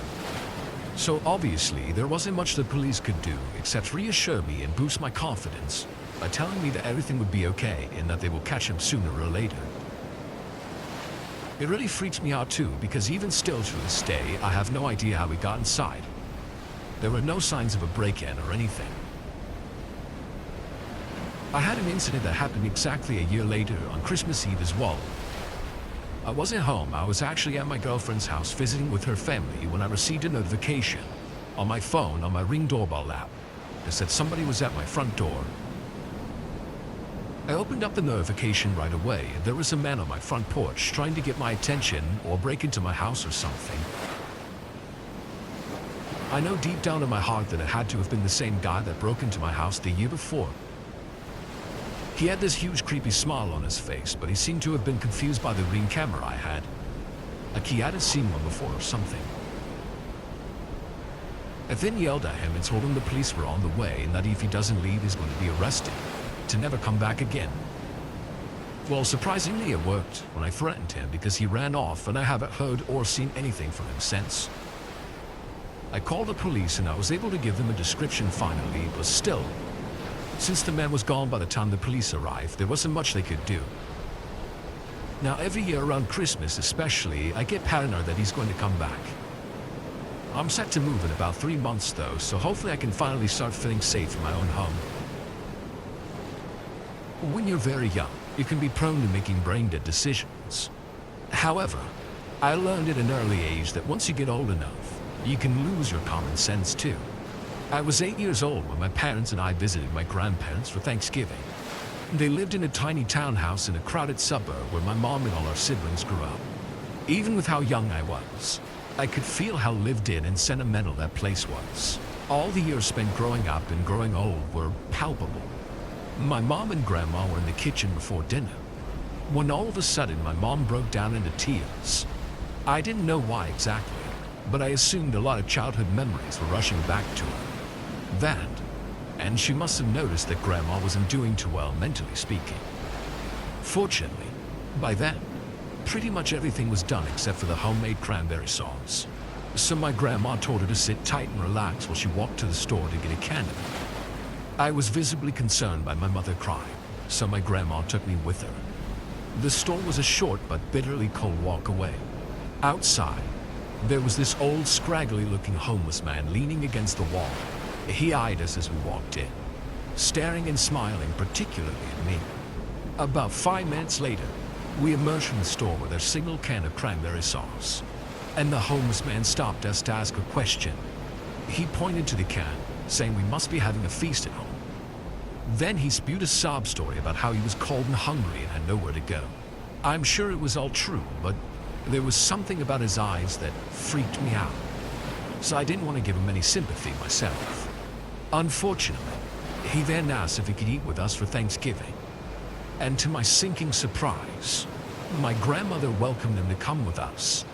It was like my brain was leaking down my spine. I was so confused. I mean, I'd heard my grandparents and even my parents about the old Christian values of taking in the hungry for a meal, but I never thought it would actually happen. All I could do was go along with it, but I was scared the entire walk back to the house. The man kept looking at me and trying to talk to me, but I kept my eyes forward and ignored him. "You're a quiet one," he said. I remember it clearly. He told me it was good to be quiet. When we returned home with an extra person, especially a smelly, disheveled homeless person, my parents were beside themselves with my grandmother. To add to our shock, my grandpa revealed that they'd been inviting needy people into their home for dinner. My parents tried to explain to them how dangerous that was, but my grandparents were quite set in their ways. An extra seat was set for him at the table, and we started eating. Since that Thanksgiving feast, I've sat through other dinners where people have been revealed to be cheating on their partners. A little kid relative of mine crapped himself and managed to get some on the turkey. And I've even had to watch my younger cousins act out a scene from the musical they were making together. But nothing, and I mean none of it, compares to how awkward and unbearable this dinner was. There was no redeeming or humorous quality to it. I was just sat across from a disgusting stranger who wouldn't stop staring at me. When the meal was finally over, I was excited for him to get the hell out. But I was floored once again by my grandparents' decision-making. They offered to let him sleep on the couch as it had started snowing.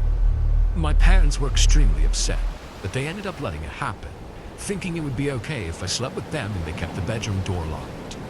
Unfortunately, I couldn't sleep sandwiched between the two of them on that tiny bed. A couple hours into the night, I had to get up to pee. I crept outside the bedroom and closed myself in the only bathroom in the house. I wished there was a lock, but the doors were so old they could only be locked by a key. And that key had vanished many years ago, so it just had an empty keyhole. I sat down on the toilet and did my business, which turned out to take longer than I expected. It took 5 to 10 minutes to get everything out and wrapped up. It didn't help that I kept hearing noises in the house. And since I wasn't familiar with it, I had no way of discerning what sounds were caused by the old age of the building and what was from a person. By the time I got off the toilet, I had pins and needles in my legs. But that was the least of my worries. When I stood up and went to pull up my pants, I saw something unforgettable. I was just the right height to be at eye level with the keyhole of the door. And on the other side, there was another eye looking back at me.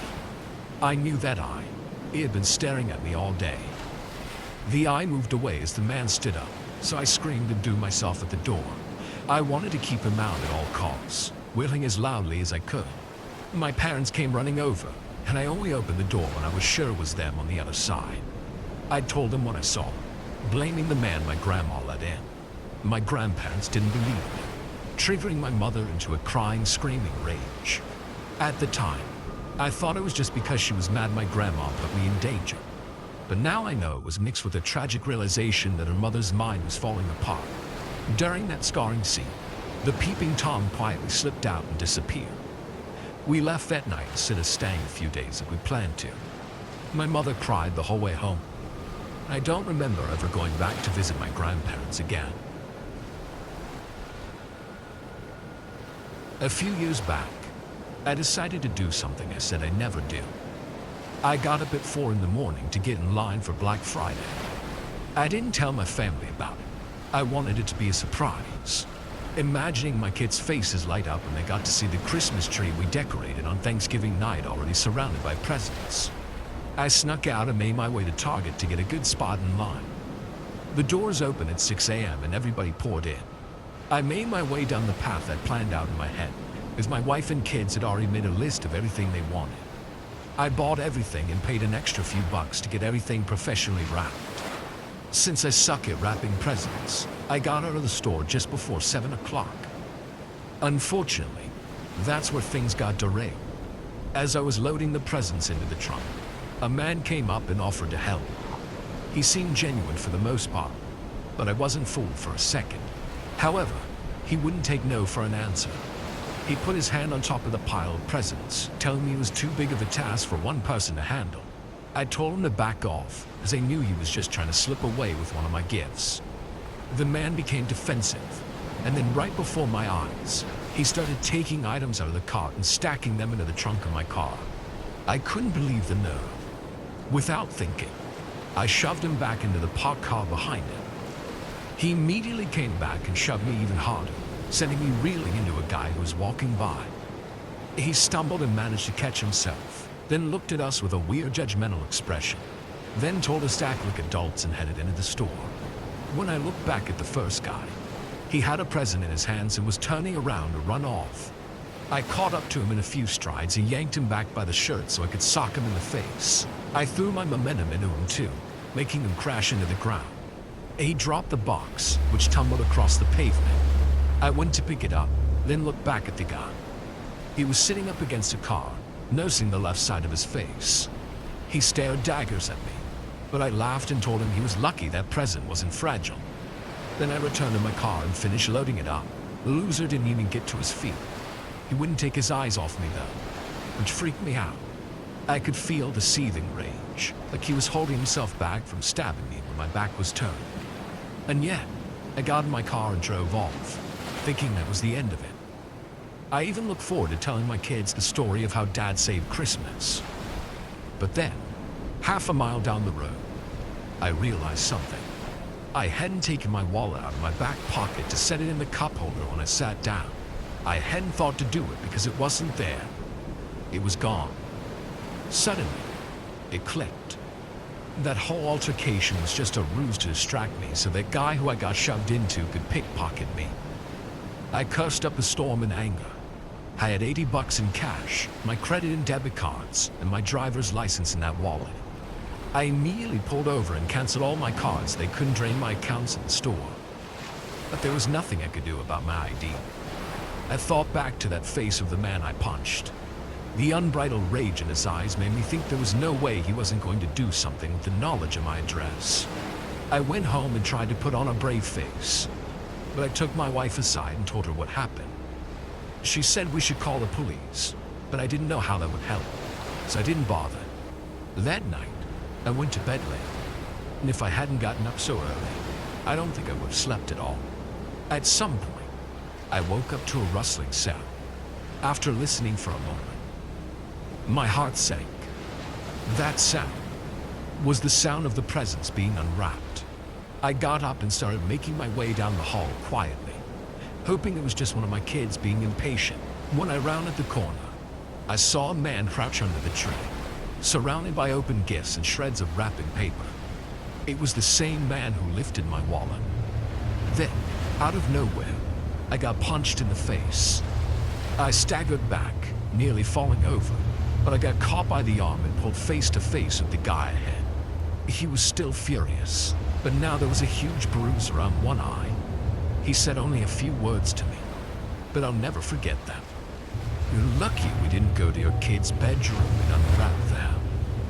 Then, he threw another right hook at my face and threw me to the ground. By the time I was able to regain my bearings, both men were gone. I ran through the house to make sure they weren't still there, but I found nobody. Everyone was still asleep even. I called the police, and they searched the house while I explained everything. All they found was a smashed window in the garage. After the cops left, I thought about what to do next. I ended up loading all the presents into my car for the night. The next day, I went to the mall and had them rewrapped, and that's when I noticed one of the presents was missing, the same one the thief tried to steal initially. It occurred to me that if I had just let him get away with it in the first place, I wouldn't have put my family in danger. They were just petty thieves after all, but I pissed them off and made things worse.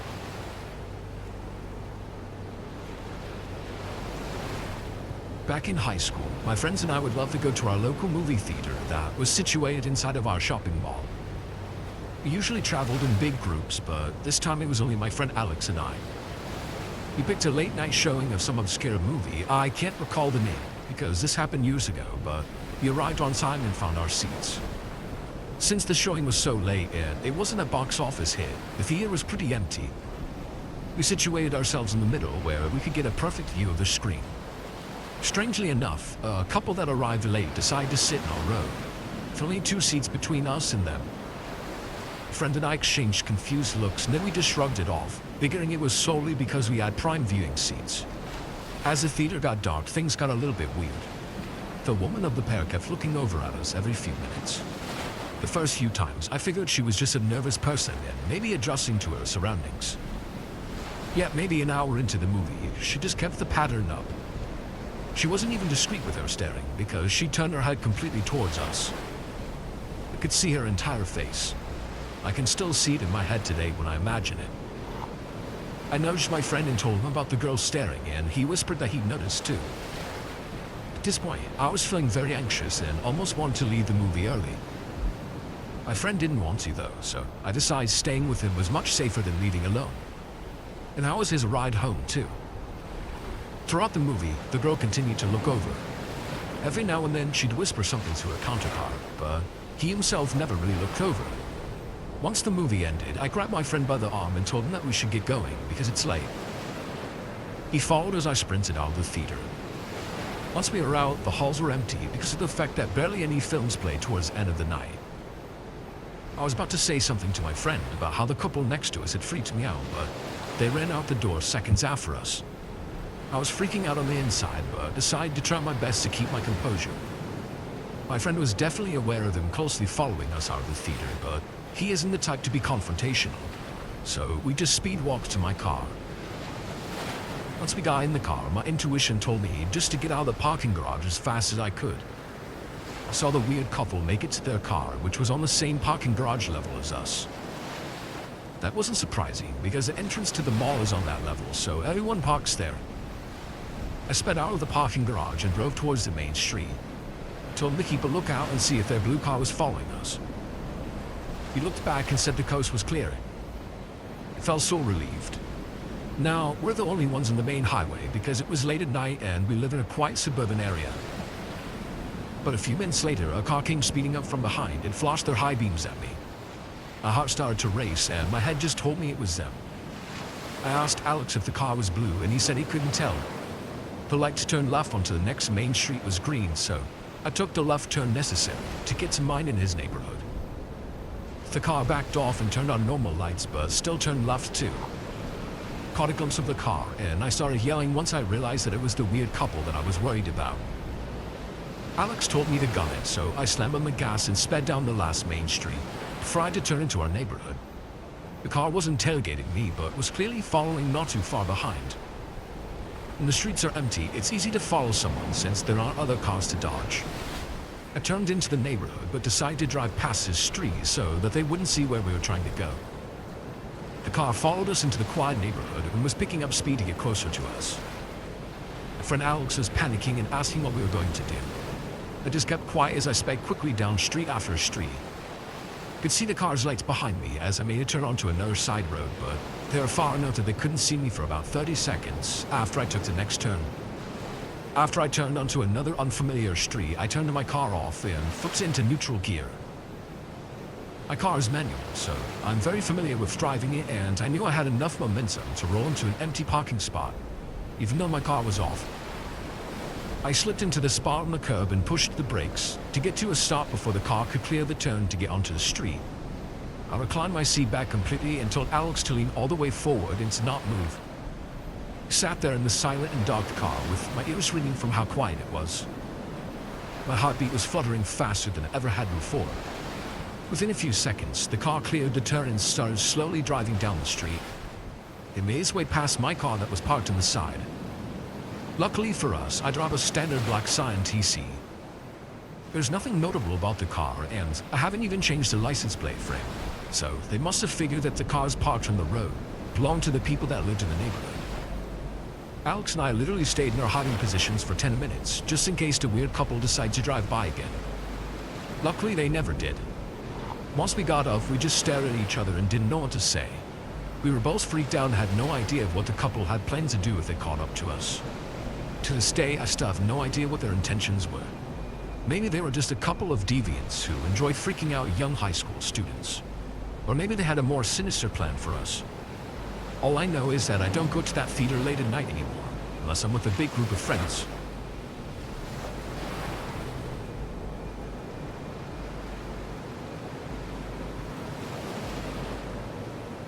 This happened quite a few years ago when I was a relatively young and sheltered high school student, probably about 15 years old.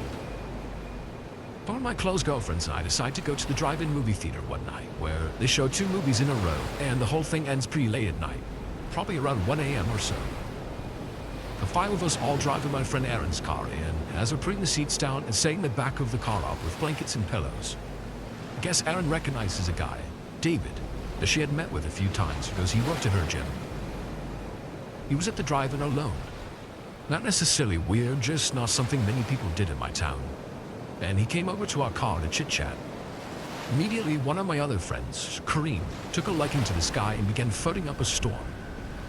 It wasn't soon until she invited him to watch a movie with us inside of Aaron's car. It also wasn't soon until this guy David offered us 15 to 17-year-olds alcohol, which we accepted. Looking back now, that's a huge red flag. I was wary of this David character, as he appeared a lot older than us, maybe mid-20s, and gave me somewhat of a weird vibe. Since Aaron seemed to know him and my friends were acting alarmed, I didn't give it too much thought. Not even 15 minutes into the movie, and I'm just too uncomfortable to be enjoying myself. 6 people crammed into the back of one car, and Kareem and David cuddling and flirting, and who knows what else beneath the blankets. Made me want to get out of there as soon as possible. So when David suggested that me and my 3 remaining friends could watch the movie in his car while he stayed in Aaron's car and did whatever, I jumped to just take him on the offer. David's car was a small sedan with little room, so we had to sit in the seats normally, as if we were about to ride in the car. Although I was a little uncomfortable sitting in the driver's seat with the steering wheel between me and the screen, I was glad to finally have some personal space. That all changed when I dropped my phone, and it landed somewhere underneath the driver's seat. While blindly reaching underneath to find my phone, I grabbed onto a hard object that I realized was a lot heavier than my phone. I began to lift it up. To my complete and utter surprise, I realized it was a gun. I'd never seen a real-life gun before at that point in my life, so it could have been fake or a BB gun or whatever else. But it looked real, felt real, and was hidden underneath the driver's seat for easy access. It freaked me out because even if it was a fake gun, what could he be intending to use it for besides intimidation? For whatever reasons, my friends didn't find this as startling as I did, and they managed to calm me down and concluded the best thing to do was to just put it back underneath the seat where I found it. That was fine with me, as I didn't plan on ever being in this car again once the movie was over, and definitely didn't plan on being in the car when David was in it, ever. The rest of the two movies went by fine, and we're drinking the beer that this David character so kindly provided to us, and I guess having a fun time. It's late by the time the second movie ends, and I'm ready to get back to our friend Erica's house where we were sleeping for the night. I hop out of David's car, ready to get back into Aaron's car when I see Aaron's car already driving away. Kareem pops up and cheerfully announces that David has offered to drive us home. How nice of him, right? Having no other way to get home and being slightly intoxicated and watching the rest of my friends pile into the car, I followed suit, even though I had my hesitations. David sat in the driver's seat and I sat behind David, and Kareem sat shotgun, beginning to play her signature Justin Bieber playlist to the speakers. The car ride started out normal enough, with Erica giving directions to her house and Kareem not paying attention to anything but her Justin Bieber, and then me feeling uneasy and hyper-aware of the situation. As we are approaching Erica's house, David asks us if we have time to take a quick drive up to the reservoir, which was located on the outskirts of town, very isolated and surrounded by heavily wooded area. It's probably close to 2 a.m. at this point, and the only person who slightly knew this random man has left us, and I know there is a very real-looking gun underneath the seat of this guy's car that he doesn't know I know about, so I just say no. David just says, we're going up to the reservoir. Confused and alarmed, I start politely protesting, saying we really don't have time and that we were expected to be home. But with every word I say, David turns the volume of the music up louder and louder, drowning out my voice, obviously ignoring me, as he starts to head up to the long dark road that leads to the reservoir. So I go into panic mode, and I was annoyed that none of my friends are doing anything, especially Kareem, who is still singing along to the songs. At that point I start to freak out. I decide that he can't take us up to the reservoir, he just can't. What if the gun is real and he threatens us with it, or even if the gun isn't real, but he still uses it to threaten us to do something? A million thoughts race through my head. Won't let him take us out into a secluded area where any number of things could happen and no one could hear us. I decided if he's going to do something to us, I would rather risk it being here in town, on a more populated road where our chances of survival or whatever were better. So I literally freaked out. All sense of politeness I felt I needed to have is gone. I start kicking the back of his chair with both of my feet, screaming at the top of my lungs that he needs to take us back now. I roll down the window and start shouting, trying to cause a scene, doing anything I can to try to stop this man from driving us up to the middle of nowhere. I don't stop kicking and screaming until he relents, almost scoffs and says fine, as if I was some crazy lady completely overreacting to the situation.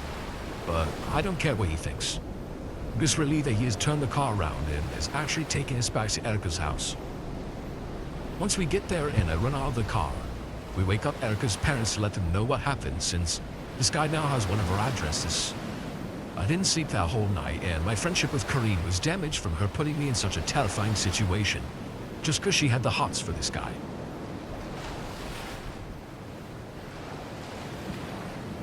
While at the movies, I decided to go pee before the film started, just after the trailers had finished. I bought and thirstily siphoned a large slushie and had no confidence in my sensitive bladder surviving the 2.5-hour experience. When I entered the bathroom, it was empty. All the stall doors were open and the spaces within unoccupied. There wasn't anywhere for someone to have hidden themselves at my entrance. I went to the first urinal in the row, nearest to the sinks, and started doing my business. But a few seconds later, someone stepped up to the farthest urinal to my left. I was fairly attuned to the ambience of the bathroom, or rather the sounds of the nearby theaters, and hadn't heard anyone enter. Nevertheless, someone apparently did, and they were at the far end of the row. They somehow slipped right behind me. Something about their presence immediately unnerved me, and I hastened to finish what I had started. I didn't look directly at them, but glimpsed what I felt was a fairly normal appearance. Black jacket, jeans, and sneakers. Still, I couldn't shake the feeling that something was off about them, and almost had a very misfortunate and unimaginably painful accident. as I hurriedly zipped up. Stepping away from the stall, I took a glance in their direction and saw them staring right at me. The bathroom was lit fairly brightly, with several lights situated throughout the ceiling, above both the urinals and the stalls, and of course above the sinks. There was little room for shadows, and yet the man's entire face was shaded. He had no hat, and his hair was short-cut and parted at the forehead. His posture was relaxed, and yet the weirdly darkened face put me on edge, made me feel like he meant me harm in some way. I nervously laughed, unsure of what else to do, and stepped back, half turning toward the sinks, wanting to keep him in my peripheral vision in case he suddenly charged at me. Even as I started washing my hands, he remained standing by the urinals, face still hidden, veiled by some sourceless shadow. I looked away for a single second, maybe half a second, habitual glance at my reflection to ensure that there were no crumbs or crud on my face. And upon returning toward the man, I saw that he had somehow disappeared in that brief moment. Unfortunately, I saw him again, now reflected in the mirror, staring in front of the bathroom's exit, blocking it. Turning away from the sink now, the little alarms in my brain signaling off one by one, I struggled to keep myself under control. Not yet certain that this stranger was serious in his confrontational, or at least unsettlingly provocative behavior. I was frightened, no doubt about that, but also angered. He was keeping me from my movie, for which I'd paid the steep IMAX prices.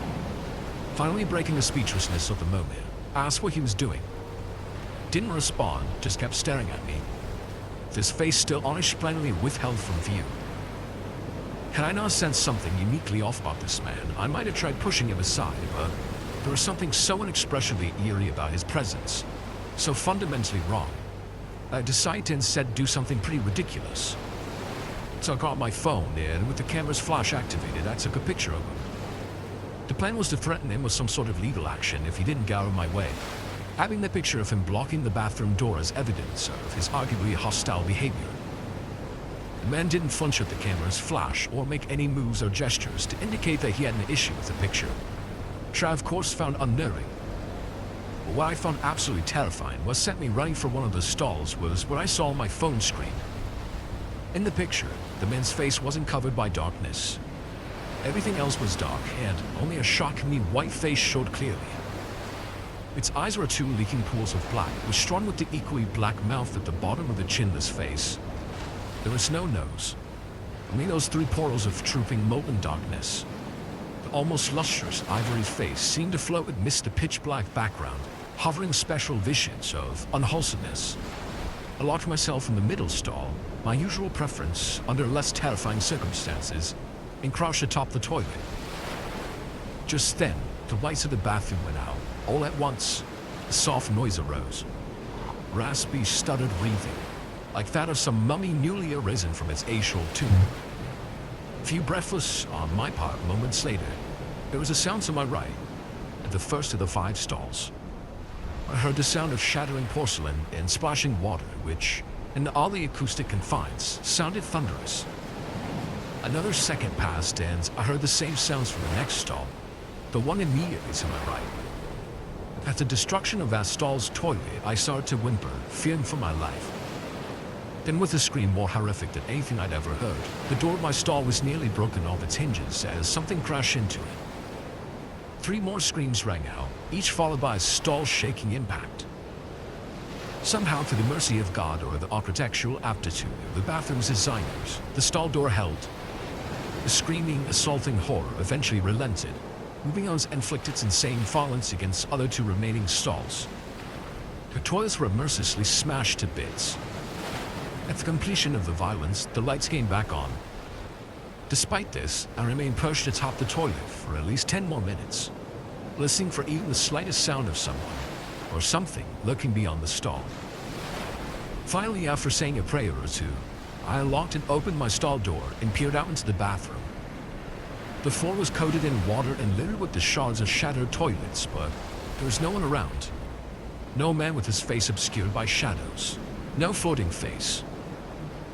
On my fear-weakened legs, I wobbled out of my stall, and at this moment, someone entered the bathroom. Someone plainly wonderfully normal. They saw me leaning weakly against the counter of the sinks, and saw the wreckage of other toilets and said, "Did you have that chili cheese dog too?" It's messing me up, man. I went home after that. I'll see the movie another time. My wife and I don't have contact with most of her family members. In one way or another, we or they pretty much burned every bridge possible. So when we plan for holiday gatherings, we tend to let our son and daughter invite all their friends over. This last Thanksgiving, my son, Jackson, had 3 friends over, and my daughter Sydney had 4. My wife and I only had 1 friend between us to have over. Everyone was talking to each other during dinner, but afterward, the 2 groups of boys and girls clicked up into their own little areas. My son and his friends were upstairs in his bedroom, while my daughter's friends were all hanging out in the living room with my wife. We stayed in the dining room playing cards and talking about things. I was facing out toward the living room where I could see the couches and the stairs. I noticed out of the corner of my eye between the game and conversation that I kept seeing my son or one of his friends sitting at the top of the stairs. They kept switching out every few minutes. At first, I thought they all might be checking out the movie to see if it was any good, but they were all on their phones the whole time. After Marcus and I played a few rounds of rummy, I had to put the cards down. There was a nagging feeling in my gut. It's a parental thing, I guess. I just knew something was going on. I stood up from the table and walked to the stairs. When I got to the bottom, the kid at the top of the stairs quickly pressed something on his phone and set it down at his side, seeming like he was trying to hide the screen, but I could tell he was calling someone.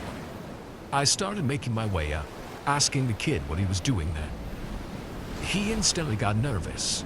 His face went all red and he gave me a non-answer. When I made it up a few more steps, he got up and stood in my way, trying to act clueless. I asked him again why he and his friends kept changing shifts at the top of the stairs. Then he lied and said that's not what they were doing. I teased him a bit, hoping it would get him to crack, insinuating that they all secretly enjoyed chick flicks. By now I caught the attention of everyone in the living room. The kid got embarrassed and tried to defend his manhood, but I told him to step aside. He tried talking back to me and refused at first, but I shut him down hard and moved past him. Then went straight to my son's room. The door was closed, but I didn't knock. I just barged in. My son and his friend jumped in surprise. First I asked them what they were doing, and again I got the same BS. Then, I realized one of them was missing. I asked where the other kid was, but they shrugged and said he must be in the bathroom or something. I checked right away. I looked behind the shower curtain, and even in the cabinet under the sink. Nobody. That initial sense of something being wrong had snowballed into full-blown dread as I opened the door to my daughter's bedroom. The place is a wreck, just like it always was. She kept it messy, with clothes all over the floor, makeup stuff all over her desk, a filthy mirror, an unmade bed, and about half the cups in the house scattered around, each one with a few sips of water still in it. Every drawer seemed to be open, too. Even the bins from under the bed had been pulled out a bit. Something told me that even though my daughter's room was always a mess, there were just a few more things out of place than usual. Then, I spotted the major difference. The closet door was closed. I walked over and threw it open. Still nobody. Just a giant pile of clothes on the floor. I stared at that pile for probably 15 seconds, contemplating just how much anger I was about to explode into.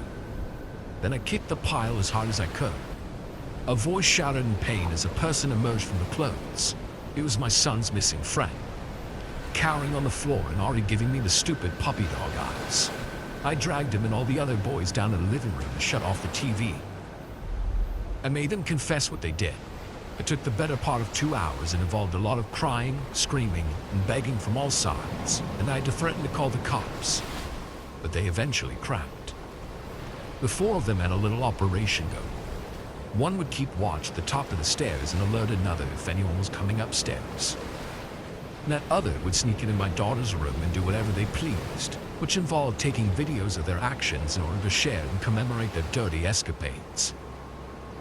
Then they switched roles so they could all join in. It started with what you'd expect. One of them sniffed my daughter's, but then it got worse as he proceeded to wrap it around himself and use it. The next boy, my own son.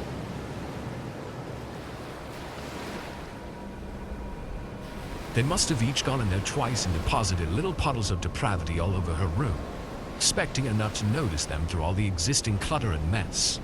Everyone was in shock.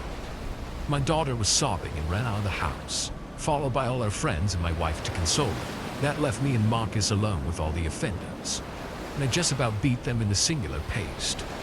I forced the others to send their evidence to their parents and sent them home to be punished individually. Then I kicked my son out of the house and sent him to live in Marcus's garage, where he will remain for the next 2 years until he is old enough to find his own place.